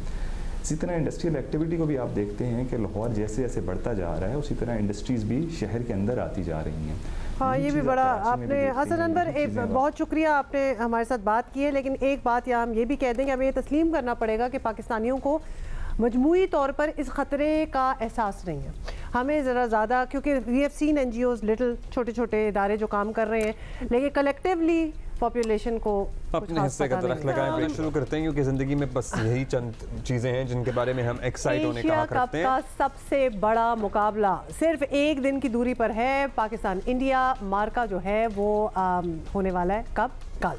हाँ, और इसलिए पाकिस्तान क्रिकेट टीम, आपको बताया गया था, कैंडी पहुंच चुकी है और टीम ने कल आराम किया, चिल किया बेसिकली, और आज प्रैक्टिस करेगी। और we are so excited about, you are so right, this is the highlight, there is something to look forward to. और इंशाल्लाह अगर हम जीत गए अब तो हमारी ट्रेजेडी देखें कि हमारी जिंदगी की हाईलाइट बन चुकी है। वैसे तो क्या हो गया, अच्छी है, पूरे मुल्क की कलेक्टिव एक हाईलाइट है। कप्तान बाबर आजम कहते हैं कि कोहली के कमेंट्स उनके लिए फख्र की बात है, तारीफ पर अच्छा लगा। किसी की तारीफ से आपको एतमाद मिलता है। सर्टनली भाई, तारीफ किसको अच्छा नहीं लगता सुनना। अब तो खैर हम नंबर 1 टीम भी हैं ODI में। अब अच्छा, एशिया कप जो होता है ना, जितने भी मुल्क आ जाए, नो ऑफेंस टू एनीबॉडी, लेकिन literally it revolves around Pakistan India. तो वो जो मैच होता है मतलब it is how it is, क्या कह सकते हैं आप। तो पाकिस्तान ने, आपको याद ही है, कल ही ये हुआ है, नेपाल को जितने बड़े मार्जिन से शिकस्त दी है उसमें मज़ीद एतमाद में इजाफा हुआ है पाकिस्तानी टीम में। और पाकिस्तानी बॉलर्स और बैटर्स की फ़िटनेस भी बेहतरीन नज़र आ रही है। हर चीज़ जो है ना, मतलब अच्छी हमें इस वक्त नज़र आ रही है। We are set for this big match. दुनिया की नंबर 1 टीम पाकिस्तान को इंडिया के ऊपर इस वक्त तो सर्टनली बरतरी हासिल है। हम कहेंगे ज़हनी, मतलब फैक्चुअली भी और वैसे भी एक होती है ना साइकोलॉजिकल बरतरी। इस बरतरी को बेहतरीन नतीजे में बदलना ये टीम की एफर्ट पे डिपेंड करता है। और बहुत सारी इसमें हमारी दुआओं का भी अमल दखल होगा, वो भी शामिल रहेंगी, अम्मियों का। हाँ, सो हम बात करेंगे। हमारे साथ मौजूद होंगे मोइन खान भाई और अब्दुल रज़ाक भाई, और अपने सिक्कू भाई तो हैं ही हमारे साथ। और सवाल हमने एक ही पुट किया है सारों से, बल्कि why don't we start with Sikandar, आपसे ही पूछ लें। पाकिस्तान और इंडिया का मैच जो है वो बस होने जा रहा है। फॉर्म देखें तो पाकिस्तान को एडवांटेज डेफिनेटली है, लेकिन it's a pressure match at the end of the day. तो आपके ख्याल में पाकिस्तान को इस मैच में जीत यकीनी बनाने के लिए कुछ आउट ऑफ द बॉक्स कुछ निकालना होता है, क्या करना चाहिए? देखिए सबसे इंपॉर्टेंट तो रन्स हैं, रन्स करने हैं, और सबसे बड़ा सबसे ज़्यादा जो प्रेशर होगा ना इस वक्त बाबर आजम पे होगा, इसलिए कि Babar Azam is the man, जो नंबर 1 इन द वर्ल्ड, और इतने रिकॉर्ड तोड़ दिए हैं। अब सही वक्त आया है कि उन्होंने अपनी फॉर्म दिखानी है और पाकिस्तान को एक बड़ा स्कोर करके देना है। और उसके बाद सबसे इंपॉर्टेंट चीज़ है, इसलिए कि ये 2020 नहीं है, ये 50 ओवर्स के मैचेस हैं, इसमें उनकी कप्तानी को जो है बहुत क्लोजली वॉच किया जाएगा कि वो टीम में कैसी तब्दीलियाँ करते हैं, ख़ासतौर पर बॉलिंग के यहाँ, और अपने बॉलर्स को कैसे हैंडल करते हैं। पिछली दफ़ा वो इतना अच्छा नहीं कर सके थे T20 में जब हम भारत से हारे थे। तो पाकिस्तान की जो बैटिंग है और जो ख़ास तौर पे बाबर की और उनकी कप्तानी, it will play a very important factor in this match. अच्छा, प्रेशर है, वैसे प्रेशर तो है सर्टनली। अब इस प्रेशर को कैसे डील करना है ये मोइन भाई से पूछते हैं। मोइन भाई बताइएगा, क्या हमें कुछ आउट ऑफ द बॉक्स करना चाहिए या हम अपनी जो नेचुरल क्रिकेट खेल रहे हैं उसी को कंटिन्यू करें? What are your suggestions for the boys in green? देखिए, इंडिया पाकिस्तान का जब भी मैच होता है बहुत प्रेशर वाला मैच होता है, तो जो कंडीशंस हैं उसमें टॉस बहुत मैटर करेगा, बिकॉज जो भी टीम टॉस जीतेगी वो प्रेफर करेगी पहले कि बैटिंग की जाए अच्छी कंडीशंस के अंदर और यूटिलाइज़ किया जाए फर्स्ट 50 ओवर्स। सेकंड बैटिंग में चेस करना प्रेशर वाले मैच में मुश्किल होता है। पाकिस्तान की नो डाउट फॉर्म बहुत अच्छी है, बट अगेन एक ही चीज़ जो मेरे जहन में आती है पाकिस्तान इंडिया का जब भी मैच होता है, वो कंसिस्टेंसी ऑफ फाइट, वो हर ओवर में अगर नज़र आएगी तो वो बहुत ज़्यादा इम्पैक्ट क्रिएट करती है और डोमिनेट करते हैं आप इसी तरह अपने ऑपोजिशन को। और ये चीज़ अगर लैग करेगी, बॉडी लैंग्वेज लैग करेगी, एग्रेसिव अप्रोच लैग करेगी, तो मुश्किल है उस टीम का जीतना। मुझे बज़ाहिर पाकिस्तान टीम स्ट्रॉन्ग नज़र आ रही है, very well balanced compose team. और सबसे बड़ी बात, जो बाबर जिस तरह खुद परफॉर्म कर रहे हैं और कप्तानी कर रहे हैं, आई थिंक वो जो मैच्योरिटी है वो नज़र आ रही है उनके अंदर। सो यकीनन बाबर आजम गेम चेंजर होंगे वो अपनी कैप्टनसी को लेकर, क्योंकि पाकिस्तान के पास बॉलिंग में ऑप्शन बहुत है, बट उनको यूटिलाइज करना वो बाबर का काम होगा। बाबर के कंधों पर बहुत ज़्यादा कंसिस्टेंसी बहुत ज़रूरी है, और कोई किसी भी ओवर को इजी ना लिया जाए कि एंड में कर लेंगे, मतलब ऐसे नहीं हो सकता। From the beginning, from the start till the end, we need to play hard. We do. अब अब्दुल रज़ाक भाई, आप भी बताई दें, हाँ। आपका क्या मशवरा है हमारे लड़कों के लिए, बाबर के लिए, हमें क्या स्ट्रैटेजी अपनानी चाहिए? Certainly it is going to be a high pressure match.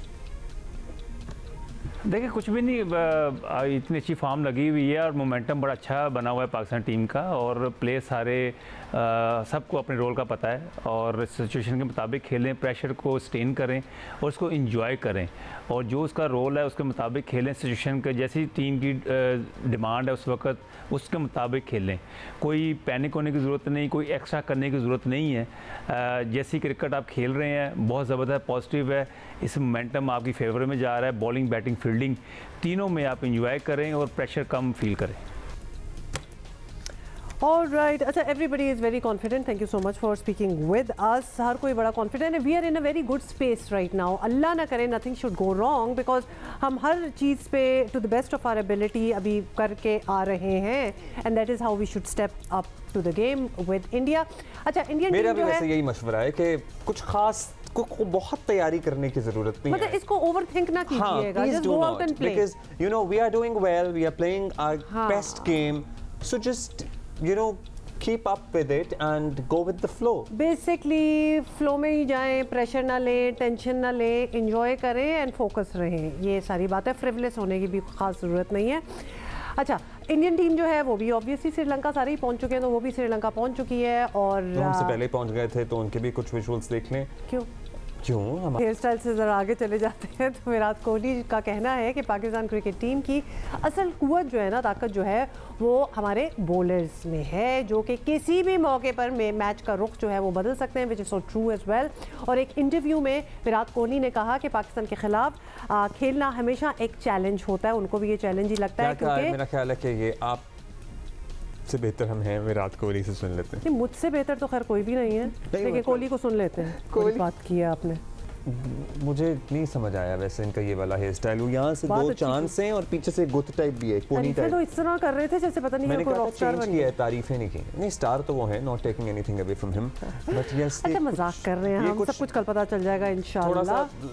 Early 2000s। अच्छा, आप ये वाले हेयर स्टाइल की बात कर रहे हैं? ये वाले की बात कर रहा हूं मैं। What do you think about this? No, he has had better. हाँ he has had better. I don't like ये जो ये साइड पे टेम्पल्स पे जो चांद तारा बना हुआ है type scene. I mean I don't know. But he is such an amazing cricketer कि वो बाल ponytail बना ले, बाल कटवा ले, whatever he is, at the end of the day, how you perform is what really matters, and that goes for everybody.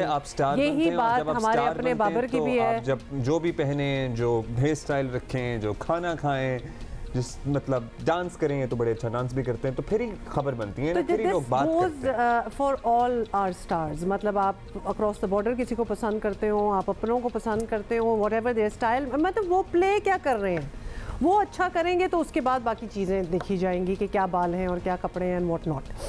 अच्छा जी, तो ये सब पता चलेगा कल के बारे में. आपको पता है कि ये भी कहा जा रहा है कि कुछ बारिश हो सकती है, बारिश हो सकती है. नहीं, बस अब नहीं बात करें इस बारे में. मेरा ख्याल है कि we are all looking forward to tomorrow's match, और एक और मैच भी होना है, उसकी भी बात करनी है. हम बात कर रहे हैं अपनी, वो तो इधर ही हो रहा है. आपको बता दें कि ये तो हम बात कर ही रहे हैं, लेकिन पाकिस्तान पहुंच गई है. पाकिस्तान और किसका हो रहा है जी, साउथ अफ्रीका की खवातीन क्रिकेट टीमों के दरमियान सीरीज का पहला T20 जो है वो आज हो रहा है. किधर? इधर कराची में. और ये कल दोनों टीमें सीरीओ कराची के, जहां पर पीछे शॉपर नजर आ रहे हैं कुछ. मेरी बात सुने, अगर ये फोटो सेशन हमने करना था तो हम जरा cleaner part of the beach पे कर सकते थे. नहीं अब्दुल्ला, मुझे अच्छी बात नहीं लगी. ओ, ये तो उन्होंने कुछ सैंड कासल भी बनाने की कोशिश की है. इसमें शॉपर नहीं नजर आया आपको? इसमें इर्द गिर्द शायद थोड़ी सफाई की हुई है. बट यू नो, मेरा बड़ा दिल दुखता है कि दुनिया के सारे बीचेस आप उठा के देख लें, there is a system to clean the sand every day. और एक तो हम गंद भी बहुत मचाते हैं, not taking anything away from that, कि हम माशाल्लाह बहुत ही गंद मचाने वाले लोग हैं. फैजान से क्यों नहीं आप ये बात कर लेते? क्योंकि हमने लिटरली और कोई बात ही नहीं की. हमने फैजान ये बताएं कि ये जो सीरीज़ है कितने मैचेस पर मुश्तमिल है और हमारी लड़कियों की क्या तैयारी है इसके. और फैजान प्लीज़ कमेंट करें थोड़ा सा. अब्दुल्ला ने सिर्फ थैले देखे हैं सी व्यू पे और कोई ट्रॉफी नहीं नजर आई. दो बड़ी स्टार क्रिकेटर्स हैं, वो नहीं नजर आई. दिखाई हैं, वो आपने बात भी जी फैजान. चले देखिए, अब्दुल्ला ने जो बात की वो तो बिल्कुल एक आई ओपनिंग बात है. और ट्रॉफी की एक फोटोशूट तो उन्होंने पहले कर दी थी और उसको जारी भी कर दिया. उसके बाद फिर शाम में बाकायदा ट्रॉफी की रोनुमाई भी की गई. तो ये भी एक कल डिस्कशन बनी रही कि आपने सुबह टीवी पे जाके फोटोशूट कर दिया और शाम में फिर स्पॉन्सर्स के साथ आप ट्रॉफी की रोनुमाई कर रहे हैं. बट बहरहाल क्रिकेट की अगर बात करें तो पाकिस्तान की तैयारियां बड़ी जबरदस्त है. अच्छी क्रिकेट खेलती आ रही है पाकिस्तान वुमेन टीम की प्लेयर्स.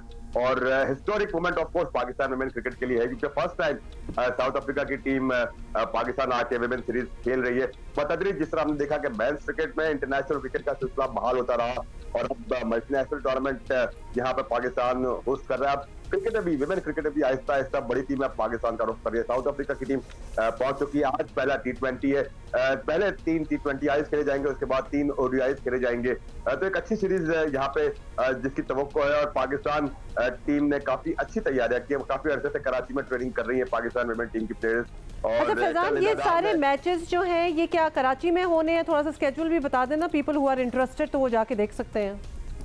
जी, सारे मैचेस ही कराची में होने हैं. और कराची का नेशनल बैंक स्टेडियम, जो अब नेशनल बैंक क्रिकेट अरीना के नाम से पहचाना जाता है, यहाँ पर ही तमाम मैचेस होंगे अगले 2 हफ्ते के दौरान. और पाकिस्तान वुमेन टीम के ट्रेनिंग सेशंस भी यहीं पर होंगे. तो एक अच्छी exciting cricket Pakistan women cricket के फैंस को यहाँ पे देखने को मिलेगी. थोड़ी सी हल्की सी टिकट की प्राइस भी पीसीबी ने रखी है ताकि लोग वैल्यू करें, क्योंकि जब फ्री करते हैं तो लोग उसको ग्रांटेड लेते हैं. नहीं सर, वो लोग नो शो कर देते हैं और आते नहीं है. मेरा ख्याल है कि पैसे लगने चाहिए, थोड़े बहुत पैसे लगने चाहिए. तो उसके टिकट्स भी रखे हैं. आई होप कि अच्छी सपोर्ट भी पाकिस्तान टीम को मिलेगी. ऑल्दो एक अच्छा ये जरूर रहेगा क्योंकि मेंस का एशिया कप भी चल रहा है और हम काफी ऑब्सेस्ड रहते हैं मेंस के गेम के हवाले से. तो कहीं ओवरशैडो ना हो जाए पाकिस्तान वुमेन टीम की परफॉर्मेंसेस. मुझे उम्मीद है कि ऐसा ना हो. और जो हमारी फीमेल टीम है, जो लड़कियां हैं पाकिस्तान क्रिकेट टीम की, उनको भी इक्वली कवरेज मिले. जिस तरह हम देखें कि अब जेंडर न्यूट्रलिटी आ रही है. क्या Are we doing any changes in this series? Are we trying some new talent या फिर जो हमारे आजमाए हुए खिलाड़ी हैं उन्हीं के साथ मैदान में उतरेंगे? देखिए, कॉम्बिनेशन है यंगस्टर्स का और तजुर्बाकार खिलाड़ियों का. बट चूंकि अगर हम साउथ अफ्रीका और पाकिस्तान का अभी पूरा हिस्टोरिक अगर हेड टू हेड भी देखे तो दोनों के दरमियान 11 मैचेस साउथ अफ्रीका जीता है, 7 मैचेस पाकिस्तान जीता है अब तक, जो 18 T20 है। तो ये अब 15 साउथ अफ्रीका का भारी है, तो पाकिस्तान कोशिश करेगा कि एक्सपीरियंस के साथ जाए, बट एक आध नए प्लेयर को यहाँ पे बिल्कुल मौका मिल सकता है। आप देखें किस तरह आगे आज जब टॉस पे जाती है निदर, क्या सोचिए जिस तरह कल उन्होंने बात की थी कि हम जारे मिजाजी के साथ खेलेंगे, मॉडर्न डे की क्रिकेट को अडॉप्ट करेंगे, और पुराने अंदाज जो हम अगर अक्सर कहते हैं क्रिकेट में, जो पाकिस्तान वुमेन टीम का एक मसला हमेशा नजर आया है कि वो मैचेस में अच्छा खेलती है बट वो मैच को उस अंदाज से फिनिश नहीं कर पाते, और करीब आके भी अक्सर वो कहते हैं ना कि सोन ये येट टू फॉल वाली सूरत का शिकार हो जाती है। तो उस चीज को ओवरकम करने की कोशिश जरूर की जाएगी, और इसके लिए बड़ा अहम है कि आप एक पॉजिटिव माइंड के साथ जाएं, रिजल्ट से बालातर होकर इंटेंट अगर शो करे पाकिस्तान वुमेन टीम के हमें जीत के लिए जाना है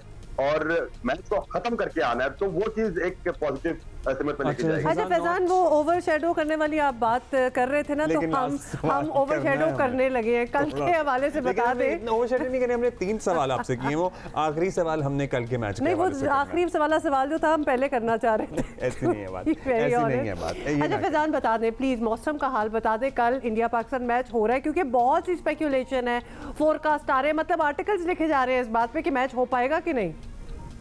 अच्छा तो है, और कल शाम तक या आज सुबह तक भी काफी फोरकास्ट आ रही थी कि कैंडी में भारत के लिए जो मैच है वो बारिश से मुतासिर हो सकता है। 70 to 80% बारिश के चांसेस है, बट आप माजी में देखें जब हम ऑस्ट्रेलिया में थे T20 वर्ल्ड कप कवर कर रहे थे, उस वक्त भी बारिश की बड़ी बातें हो रही थी कि बारिश होगी, बरसात हो जाएगा, बट कुदरत कुछ और मंजूर था। तो आप उसी वक्त जब मैच होगा, लेकिन एक चीज में पॉजिटिव है कि बारिश के जितनी फोरकास्ट आ रही है उसमें 5-6 बजे के बाद वेदर क्लियर आ रहा है, तो ये लाइवलीहुड तो हम रूल आउट नहीं कर सकते कि 30 ओवर का मैच हो जाए, थोड़ा सा शॉर्ट कर दिया जाए मैच, बट मैच हो, तो इस बात के भी इम्कानात मौजूद है। अब ये श्रीलंका में मैचेस कराने की जब बात हो रही थी उस वक्त भी यह खदशा जाहिर किया जा रहा था, क्योंकि ये जो सीजन है लेट अगस्त अर्ली सितंबर से मिड सितंबर तक, टुवर्ड्स एंड सितंबर तक, इन इलाकों में बारिश के काफी सीजन रहता है। यहाँ पे ये बड़ा हैवी सीजन है, और यहाँ पे अक्सर अगर इस सीजन में मैच करते हैं, और इसकी एडवाइस की भी जा रही थी कि आप श्रीलंका में ना करें, जो पाकिस्तान क्रिकेट बोर्ड की साहब का मैनेजमेंट थी नजम सेठी की, वो इंसिस्ट इसलिए कर रही थी कि हम यूएई में खेलने के श्रीलंका में वेदर खराब कर सकता है मैचेस को, और अगर हाई वोल्टेज मैचेस खराब होते तो इसका नुकसान ऑफ कोर्स एसीसी को होगा, ब्रॉडकास्टर्स होगा, और of course Asian cricket countries को होगा। Right Faizan, thank you so much for your time. हम यहाँ यही कहेंगे कि या तो पूरा मैच हो, या फिर अगर बारिश होनी है तो फिर हो ही ना। ये जो बीच में जब टूटती है ना चीज़ कि उसको कट शॉर्ट करना पड़ता है, फिर कोई फॉर्मूले लगाने पड़ते हैं, मतलब उसमें लगता है कि अपना चांस जो है, या किसी का भी somebody gets the short end of the stick, so yeah। अच्छा भाई, हमारी बारी के बाद ही अगर कोई मौसम खराब होना है तो मतलब हमारी बैटिंग के बाद जी, मतलब एक के बाद एक वाकया। सिंध के ज़िला खैरपुर के इलाके रानीपुर में एक और पीर के घर से गायब होने वाली 20 साला मुलाजमा का अब तक कुछ पता नहीं चल सका है। पुलिस ने मरकजी मुलजिम पीर सुहेल शाह को हिरासत में ले लिया है। मतलब जिन नामों के साथ ये पीर और ये सब कुछ आना शुरू हो जाए ना, मुझे लगता है कि वहाँ पे वैसे ही मैं तो डूबियस हो जाता हूँ। हाँ, लेकिन ये बहुत सैड बात है क्योंकि ऐसा होना नहीं चाहिए। लड़की के बोरसा का कहना है कि इनकी बेटी शादीशुदा है और 1.5 साल से लापता है। दूसरी तरफ रावलपिंडी में भी 8 साला घरेलू मुलाजमा पर तशद्दुद का वाकया सामने आया है। पुलिस ने मुकदमा दर्ज करके मुलजिमान को गिरफ्तार कर लिया। तहम राजीनामा होने के बायस मियां बीवी की जमानत मंजूर कर ली गई है। मतलब रिजवाना तशद्दुद केस अभी मतलब उसका शोर कम नहीं हुआ कि फिर आप मुलाजिम पीट रहे हैं घरों में। अभी तक अपनी मुलाजमा और अपने डोमेस्टिक स्टाफ को अगर आप लोग मार रहे हैं, तशद्दुद कर रहे हैं, टीवी नहीं देखते, टिकटॉक तो देखते होंगे, कुछ तो देखते होंगे, कहीं तो सुना होगा, अखबार तो पढ़ते होंगे कि ये एक बच्ची का केस है जिसपे पूरी दुनिया ने शोर डाला हुआ है। या कॉन्शियस ही नहीं है, छोड़ो टीवी शीवी सब कुछ, इट्स ओके, कोई नहीं देख रहा और टका दे, मार देते हैं। क्या हो रहा है कुछ समझ नहीं आ रही। पता करते हैं वैसे, और ख़ास तौर पे ये 20 साला मुलाजमा वाला जो किस्सा है, क्योंकि अगर 1.5 साल से वो गुमी हुई है तो किधर गई। यासिर फारूकी हमारे साथ ही। यासिर, पुलिस ने क्या कार्रवाई की है, कोई सिरा मिला? मतलब गुमशुदगी को बहुत वक्त हो गया है। देखें, ये तकरीबन 1.5 साल पुराना वाकया है। निगरान वज़ीर आला सिंध ने इस हवाले से नोटिस ले रखा है। पुलिस मुख्तलिफ जावियों से इस मामले की तफ्तीश कर रही है। सबसे पहले हमें इस मामले का पस मंज़र जानना ज़रूरी है। लड़की के जो वालदैन हैं उनमें अलहदगी हो चुकी है, इख्तलाफ उसके बाद लड़की के वालिद ने वालदा की मर्जी के खिलाफ इसकी शादी अपने भतीजे से कर दी थी, जहाँ पे 6-7 महीने वो रही। उसके बाद वालदा ने लड़की को अपने पास बुला लिया था और वालिद मजीद कोई मसला ना खड़ा करे इसी वजह से लड़की को पीरों के पास रानीपुर हवेली में छोड़ दिया गया था। पीर सुहेल शाह जो कि मरकज़ी मुल्जिम हैं, इस मुकदमे में नामजद हुए हैं, उन्होंने जो पुलिस को बयानात दिए हैं कि इन वालिदैन की आपस के इख्तलाफ की वजह से जो है लड़की लापता हुई है और पुलिस को अब तक जो कुछ चंद चीज़ें पता चली हैं उससे अंदाज़ा ये होता है कि जो लड़की की वालदा है वो अब तक इंतहाई मुतमईन दिखाई दे रही है, वो किसी भी सूरत में परेशान दिखाई नहीं दे रही। तो पुलिस का अब तक ये कहना है कि मुमकिन यह है कि लड़की की वालदा ने इसकी दूसरी शादी छुप के वालिद से करा दी है, जिसकी वजह से ना तो वो परेशान है, ना ही उसने कभी पुलिस से इस हवाले से राब्ता किया है, बल्कि उसने एक बयान दिया था कि पीर सुहेल शाह का भी इस मामले में कोई ताल्लुक नहीं है और वो बिल्कुल बेकसूर है। जी, कंफ्यूजिंग है सारा मामला। अच्छा यासिर, ये भी बताइएगा कि जिस तरह पुलिस मुकदमा बना चुकी है और आगे बढ़ रही है, आपको क्या ये तासुर मिल रहा है कि इस बार किसी प्रेशर को लिए बगैर काम हो रहा है या कहीं ना कहीं किसी ना किसी का असर रसूख जो है वो भी हरकत में नज़र आ रहा है? कुछ आपको लग रहा है? काम है। हाँ, अजीब सी बात लगेगी वैसे। देखिए, बज़ाहिर तो ऐसा कोई भी तासुर अब तक नहीं मिल रहा है कि पुलिस पे इस केस के हवाले से कोई ख़ास प्रेशर है, क्योंकि हमने देखा कि जिस दिन से निगरान वज़ीर आला सिंध ने नोटिस लिया था, पीर सुहेल शाह को ज़ेरे हिरासत लेके थाने में रखा गया था, उनसे तफ्तीश की जा रही थी और इस दौरान वो थाने पर ही मौजूद रहे। उनके पास मोबाइल तो ज़रूर मौजूद था। पुलिस हुक्काम का ये भी कहना है कि पीर सुहेल शाह ने अब तक मुकम्मल ताउन किया है और वालिद के अलग बयानात लिए गए हैं, वालदा के अलग बयानात लिए गए हैं। दो मुकामात पे पुलिस को शुबा हुआ था कि लड़की हो सकती है, वहाँ पे पुलिस की टीमें भी पहुँची थीं, लेकिन वहाँ पे लड़की नहीं मिली, जिसके बायस ये मुकदमा दर्ज किया गया है। इसमें पीर सुहेल शाह को मरकज़ी मुल्जिम नामजद किया गया है, जबकि लड़की की अपनी वालदा और 2 सगे मामू को भी इस केस में नामजद किए गए हैं। पुलिस का कहना है कि जल्द ही ये केस लड़की को सुराग लगा के पुलिस का ये कहना है कि जल्द ही ये केस ख़त्म कर लिया जाएगा। जी, बहुत शुक्रिया आपका यासिर। लेट्स सी क्या होता है। अभी रावलपिंडी में 8 साल कमसिन बच्ची पर जो तशद्दुद करने का वाक़या रिपोर्ट हुआ, फिर पता लगा जी राज़ीनामा हो गया है, ज़मानत हो गई है मुल्ज़िमान की। इस बारे में जान लेते हैं, शब्बीर डार हमारे साथ ही मौजूद हैं। अच्छा, रावलपिंडी में शब्बीर 8 साल की कमसिन बच्ची पर जुल्म की खबर आई, घरेलू मुलाजमा, सख्त तशद्दुद किया गया, पुलिस ने क्या कार्रवाई की अभी तक और फिर ये कैसे मामला आगे बढ़ा के राज़ीनामे तक पहुँच गया? 8 साल की बच्ची से क्या एक्सपेक्ट करते हैं कि क्या काम करेगी घर में? एनीवे बताइएगा शब्बीर डार। जी, रावलपिंडी के थाना रवात की हदूद में वाक़ निजी हाउसिंग सोसाइटी में रहीम यार खान की रहायशी 8 साला घरेलू मुलाजमा किंजा पर तशद्दुद के वाक़े से मुतल्लिक अहम अपडेट ये है कि जो गिरफ्तार मुल्ज़मान हैं अली शेर और उसकी बीवी बख्तावर, जिनके घर में ये बच्ची काम कर रही थी, उनको गुज़श्ता रोज़ रावलपिंडी की मकामी अदालत जुडिशल मजिस्ट्रेट मेहरुन्निसा की अदालत में पेश किया गया। वहाँ पर जो मुतासरा बच्ची के वालिदैन हैं उन्होंने एक बयान हल्फी जमा कराया और अदालत को बताया कि उनका मुल्ज़मान से राज़ीनामा हो गया है, जिसके बाद अदालत ने दोनों मुल्ज़मान की ज़मानत मंजूर करके उनको रिहा करने का हुक्म दिया और रिहाई के बाद जो दोनों मुल्ज़मान हैं वो घर चले गए। अमूमन हमने ऐसे वाक़यात में, ऐसे केसेस में देखा है कि फ़ाइनली जो मुतासरीन है या जो मुल्ज़मान हैं उनके माबैन आउट ऑफ कोर्ट सेटलमेंट हो जाती है, राज़ीनामा हो जाता है, लेन देन पर बात आ जाती है और मामला रफा दफा हो जाता है, जो कि इस केस में भी फाइनली हुआ। इस केस का अगर थोड़ा सा बैकग्राउंड मैं आपको बताऊं, ये जो मुतासरा बच्ची है ये रहीम यार खान गाँव खानपुर कटोरा की रहायशी है।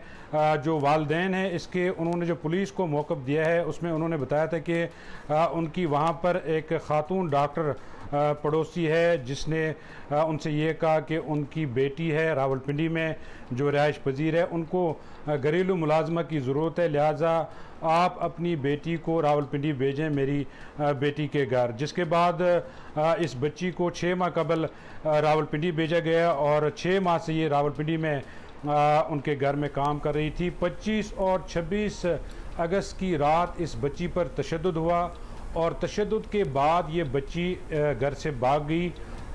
अच्छा, इस सारे केस में जो आप बता रहे हैं, तो इस बच्ची का जो वालिद है उसने ये जो केस है वो फाइल करवाया है, तो क्या इस बच्ची के वालिद को पता है कि ये इतनी छोटी बच्ची को मुलाजमत कर देना जुर्म है खुद? मतलब इसके तो अपने ऊपर एक पर्चा जो है वो कटना चाहिए, कार्रवाई होनी चाहिए इसके बाप की। जी, पाकिस्तान में चाइल्ड लेबर कवानीन भी बने हुए हैं और हर आने वाली हुकूमत इन कवानीन को मजबूत से मजबूत तर करने के दावे भी करती है। ख़ास तौर जो घरों में काम करने वाले कम उम्र बच्चे हैं, इनके हवाले से चिल्ड्रन एम्प्लॉयमेंट एक्ट 1991 भी बना हुआ है और उसमें मुख्तलिफ तरामीम भी की गई है। उसमें न सिर्फ बच्चों के हवाले से कानून साजी की गई है, बल्कि जो इन कम उम्र बच्चों को काम पर भेजने वाले वालिदैन हैं उनके हवाले से भी इसमें ज़िक्र है और उनको इस जुर्म में बराबर का शरीक ठहराया गया है। और कवानीन में बाकायदा वाज़े तौर पर लिखा गया है कि कम उम्र बच्चों को जो वालिदैन घरों में मुलाजमीन के तौर पर भेजते हैं, काम करने भेजते हैं, वो इस जुर्म में बराबर के शरीक है। लेकिन हमने अक्सर देखा है कि जब भी ऐसे वाक़यात रिपोर्ट होते हैं, मीडिया पर आते हैं या ऐसे केसेस पुलिस के पास पहुंचते हैं, तो सारा फोकस जो है वो तशद्दुद पे होता है और मुल्ज़मान की गिरफ्तारी पे होता है, पुलिस की कारकर्दगी पे होता है। जबकि इस जुर्म में बराबर के शरीक जो वालिदैन हैं, जो इन बच्चों को घरों में काम करने के लिए भेजते हैं, उनसे कोई नहीं पूछता, ना उनसे पूछगिछ की जाती है। जबकि कवानीन के मुताबिक ये वालिदैन बराबर शरीक है इस जुर्म के। बहुत शुक्रिया आपका शबीर डार। हाँ, सर्टनली उन लोगों के खिलाफ तो कार्रवाई हो जाती है जिनके घरों से बच्चे मिलते हैं, चाहे किसी भी हालत में मिलें, लेकिन उनको भी पूछना चाहिए, उसके खिलाफ भी कार्रवाई की जानी चाहिए। उन वालिदैन को भी क्योंकि अब जवाबदेह होना चाहिए जो अपने बच्चे इस तरह से छोड़ कर आ रहे हैं। खास तौर पे 8 साल का बच्चा तो लिटरली उगा भी नहीं हो, इतने छोटे बच्चे हैं 8 साल, अंडर 10 की हम बात कर रहे हैं, तो उसमें क्या एक्सपेक्ट कर रहे होते हैं वालिदैन के? क्या होगा इनके साथ?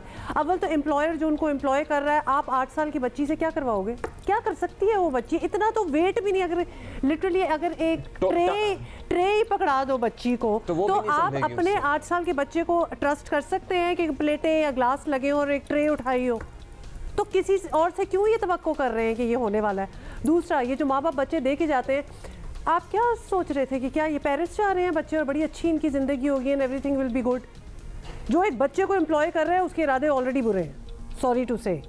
वरना आप एक किसी अडल्ट को रखें अपने घर मुलाजिम, आप बच्चे को क्यों एम्प्लॉय कर रहे हैं? क्योंकि आपको पता है आप अब्यूज कर सकते हैं। आप बेशक कर सकते हैं, और अगर आपका कोई बहुत ही फलाह करने का इरादा है ना, आपका ये बात कितना मुश्किल है समझना कि अगर आप जिंदगी में लोगों के लिए कुछ करना चाहते हैं, भलाई करना चाहते हैं, तो ये तरीका आप अपने जहन से निकाल दें। भलाई हो रही है क्या आपने किसी 8 या 10 साल के बच्चे को अपने घर पे मुलाजिम रख के उसकी तरबियत करनी है, उससे थोड़ा बहुत काम भी करा लेना है और उनके वालिदैन का जरिया माश भी वो बच्चे बन जाएंगे? नहीं, मेरा ख्याल है कि जब तक ये जरिया माश आप नहीं स्टॉप करेंगे, ना ये इजाफी बच्चे पैदा होना बंद होंगे, आई एम सॉरी, और ना ये मुलाजमीन के तौर पर घरों में देना बंद होंगे। So there has to be a realisation कि अब ये धंधा नहीं चल सकता, इसलिए 6 बच्चे पैदा करके हर साल एक या फिर 8 बच्चे पैदा करके 8 को मुख्तलिफ घरों में लगा के अपने घर नहीं चलाए जा सकते। If you have friends who have employed young children in their houses, दोस्ती खत्म कर दें, उनको कॉल आउट करें और कहें हम तुम्हारे घर ही नहीं आएंगे जब तक तुम ये। अच्छा जी, रावलपिंडी से कल हमने आपको विजुअल दिखाए थे, बताया भी था, ये विजुअल हम जरा दोबारा साफ दोबारा दिखाएंगे। खातून से जबरदस्ती कोई पर्स छीनने की कोशिश थी, जेवर उतरवा रहे थे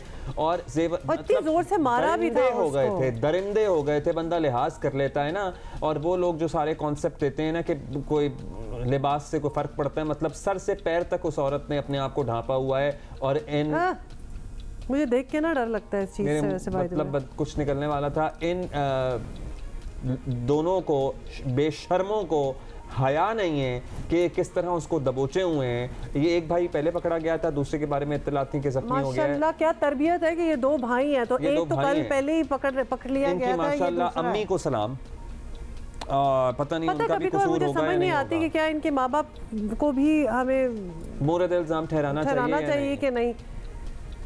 लेकिन अपने लड़कों पे, अपने बच्चों पे, लड़कियां ऑल्सो अगर कोई चेक एंड बैलेंस रखें घर के अंदर, कोई जूता शूता उठा के लगा दें कि अगर आपको लगे कि आपका बच्चा आउट ऑफ लाइन है तो फिर कोई बात बनती है।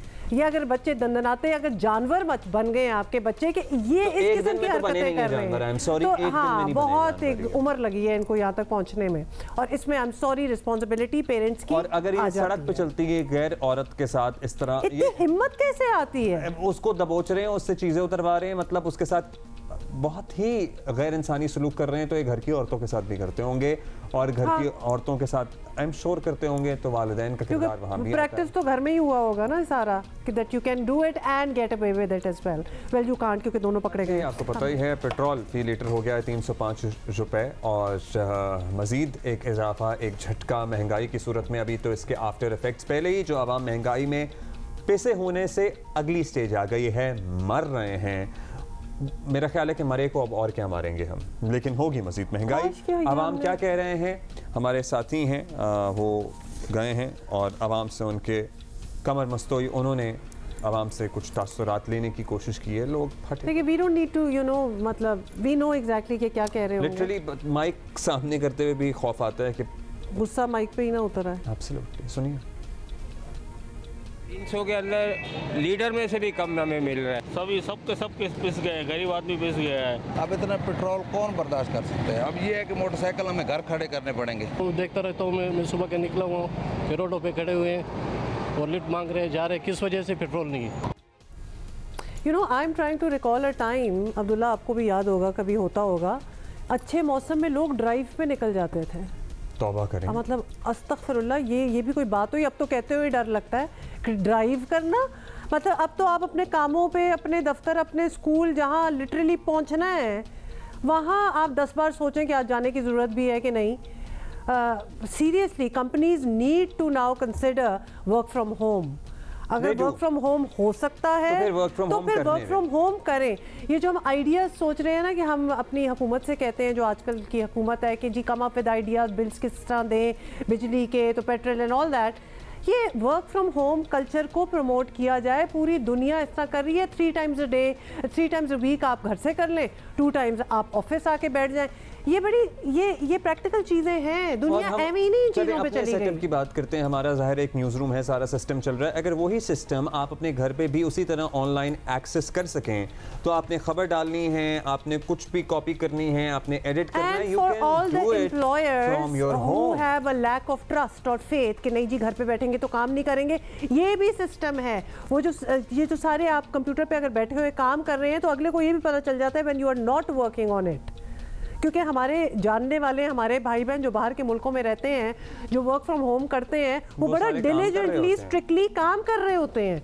वो हमें बता देते हैं भाई मुझे इस वक्त काम करना है, क्योंकि पता भी चल जाता है अगले को if I am not working on it. तो ये सिस्टम्स को इन प्लेस करें खुदा के लिए। ये and this is the need of the moment, need of the hour, and also ये ही अब दुनिया बन गई है, तो हम पीछे क्यों रहे? मेरी बात सुने, दुनिया में जहाँ ये एनर्जी के मसले नहीं हैं, वहाँ भी ऑलरेडी पूरी दुनिया वर्क फ्रॉम होम कर रही है, कारपूल कर रही है। हमारे यहाँ जहाँ इतने मसले हैं, खैर इंटरबैंक में कल डॉलर 300 पहले से अबूर कर गया था, ओपन मार्केट में तो 305 इंटर बैंक में 54 पैसे पे पहुंच गया, में 305 रुपए 54 पैसे या 25 में मिल रहा था। बाय द वे बाज लोग मुंह फाड़ के 350 भी कहते हैं, जो बहुत ही ज़रूरतमंद है ना, ब्लैक में वो भी अल्लाह माफ़ करे ले रहा है। सो ज़रूरतमंद क्या, जो भी इनके मसाइल हैं। खैर खुर्रम शहजाद साहब हैं, लेकिन what should we look forward to, मतलब इन लाइफ इन जनरल हालात। स्टॉक मार्केट भी बाय द वे आपको पता है ना कल कितनी गिरी है। खुर्रम शहजाद साहब हमारे साथ मौजूद हैं, उनसे जान लेते हैं। खुर्रम साहब, मतलब अगस्त का महीना खूनी महीना कहें, चाहे वो स्टॉक मार्केट हो, रुपए की कदर हो, बिजली के बिल हो, पेट्रोल की प्राइसेस हैं, ये सारा कुछ ऐसा लग रहा है कि तितर बितर हो रहा है, बिखर गया है। कैसे पकड़ में आएंगे मामला? And it does seem like it's in nobody's control now probably। बिल्कुल तशवीश की बात है और इसे हैंडल करना है, गवर्न करना है। डॉलर पैरिटी को कंट्रोल नहीं करना, गवर्न करना है। मैं इसलिए ये वर्ड रिपीट कर रहा हूँ क्योंकि गवर्नेंस जो है वो बेहतर होती है। उसमें देखना ये होता है कि कहीं हॉर्डिंग तो नहीं हो रही, कहीं कोई स्पेकुलेटिव बाइंग तो नहीं हो रही, कई लोग डॉलराइजेशन की तरफ जा रहे हैं, तो वो क्यों जा रहे हैं, और अगर जो जा रहा है वो जेन्युइन बायर है या नहीं है। तो ये सब चीज़ें गवर्नेंस में आती हैं, और एक अच्छा गवर्निंग जो फ्रेमवर्क होता है वो हमारे पास मौजूद है। स्टेट बैंक ये करता आया है, लेकिन अब जो है उसकी ज़रूरत बहुत बढ़ गई है, क्योंकि इस वक्त प्रॉब्लम ये है कि ओपन मार्केट जो है ना वो ड्राइव कर रही है रेट्स को। पहले ये हो रहा था कि इंटर बैंक जो है वो, क्योंकि मेजर एक्टिविटी जो होती है, जो डिमांड होती है डॉलर की, वो इंटर बैंक में होती है। बैंकों से आप डॉलर लेने जाते हैं, ट्रेड की डिमांड होती है डॉलर की कि एक्सपोर्ट और इंपोर्ट होना है, और रेमिटेंसेस आती हैं, फिर आप बाहर कर्जे पे करते हैं, तो सारा बैंकों के थ्रू होता है। ओपन मार्केट से 5% हार्डली जो है वो कंट्रीब्यूट करती है टोटल डॉलर की डिमांड का। तो यहाँ पे क्यों रेट इतना बढ़ रहा है, अगर बढ़ रहा है तो कौन बाय कर रहा है? तो ये सब चीज़ें मेरे ख्याल में इस वक्त हमें देखने की ज़रूरत है कि ओपन मार्केट जो है वो ड्राइव करिए। और ये ख़ास तौर पे जब IMF का एग्रीमेंट हुआ है उसके बाद एक चीज़ तय की गई IMF के साथ कि जो भी रेट होगा ओपन मार्केट का, उसका 1.25% रेट प्रीमियम का आप जो है वो रखेंगे। इनफैक्ट इंटर बैंक का जो होगा वो आप ओपन मार्केट में रखेंगे। अब ओपन मार्केट में रेट एकदम से ऊपर चला गया और गैप बहुत बढ़ गया है। देखें, इंटर बैंक में जो है वो 305 रुपये का डॉलर है, और ओपन मार्केट में जो है वो 325 रुपये का हो गया है। हालांकि ये गैप 1.25% होना चाहिए, जो 4 रुपये से ज़्यादा नहीं होना चाहिए। और आप देखें कि 25 रुपये तक तकरीबन 20 रुपये पहुँच गया है। तो इसको देखने की ज़रूरत है। अदरवाइज़ प्रॉब्लम ये होगी कि अगर इंटर बैंक का रेट कम होगा और ओपन मार्केट का बहुत ज़्यादा होगा, तो जो रेमिटेंसेस आती हैं, जो हमारे पाकिस्तानी बाहर से पैसा भेजते हैं, हमारी जो वर्किंग क्लास है, वो फिर प्रॉब्लम ये होगी कि वो कहेगी कि मुझे 325 रुपये का डॉलर मिल रहा है तो मैं इंटर बैंक से क्यों भेजूँ? तो वो ना फॉर्मल चैनल से नहीं आएगा, तो प्रॉब्लम हमारी हो जाएगी, हमारी रेमिटेंसेस कम होना शुरू हो जाएंगी। पहले ये हो चुका है 6-8 महीने पहले 2.5-3 अरब डॉलर का हमें लॉस हुआ है इस चक्कर में। तो मेरे ख्याल में इसको देखने की ज़रूरत है ताकि जो है जल्द से जल्द हम गवर्न कर सकें बेहतर तरीके से। बहुत शुक्रिया। कंट्रोल नहीं, गवर्न करना पड़ेगा, लेकिन समझ नहीं आ रहा मतलब कि क्या मामलात हैं। खैर, वज़ीर ख़ज़ाना के भी आपको पता है ना, पहले एक कुछ बयानात उनसे मंसूब किए गए, फिर उनकी sort of clarification video Twitter पर सामने आई। So it's seems to be in nobody's लेकिन ये जो हमारी प्रेजेंट गवर्नमेंट है, इंटरिम गवर्नमेंट, इन्होंने बड़ी कैटेगोरिकली ये कह दिया कि there is absolutely no room to manoeuvre. कुछ किया नहीं जा सकता। We have this agreement with IMF, उसके होते हुए तो वैसे ही कुछ नहीं किया जा सकता। टिप्स दी हैं जैसे कि car pool, bike pool, ride pool आप करें, अपने कामों पे जाना है, आप दूसरे के साथ मिलकर करें। ऑर्गेनाइजेशंस को चाहिए कि वर्क फ्रॉम होम को इनकरेज करें। वैसे ही पता है यहाँ पे भी जो टेक कंपनीज वगैरह हैं, वो कर रही हैं, हाँ करती हैं, मतलब वो they are doing it. So I guess we can also start doing it. जब पढ़ाइयाँ कोविड के दौरान 2-2 साल कर ली हैं घर से बैठ के, तो बहुत सी चीज़ें घरों से कर सकते, और ये एक्सपेरिमेंट जो भी था इट वर्कड, ये करके देख लिया है, तो लिहाजा बिल्कुल फ्रॉम स्क्रैच स्टार्ट करने की ज़रूरत भी नहीं पड़ेगी। थिंक अबाउट इट, और नीड ऑफ द मोमेंट बिल्कुल यही है। अच्छा जी, एक ट्रिब्यूट दे रहे हैं हॉकी के मैदान में। पाकिस्तान का परचम दुनिया भर में इन्होंने बुलंद किया। पाकिस्तान हॉकी टीम के साबिक कप्तान और मौजूदा secretary general Pakistan hockey federation Shahbaz Ahmed senior की आज सालगिरह है। So happy birthday sir.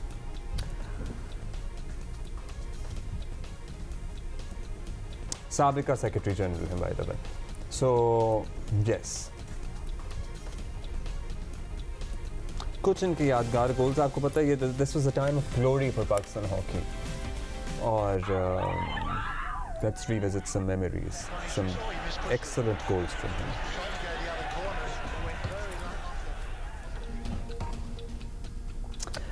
काश कि हम वापस हॉकी में वहाँ पहुँच जाएं जो अभी हमने आपको दिखाया है। Distant memories. On Monday. I try to have a good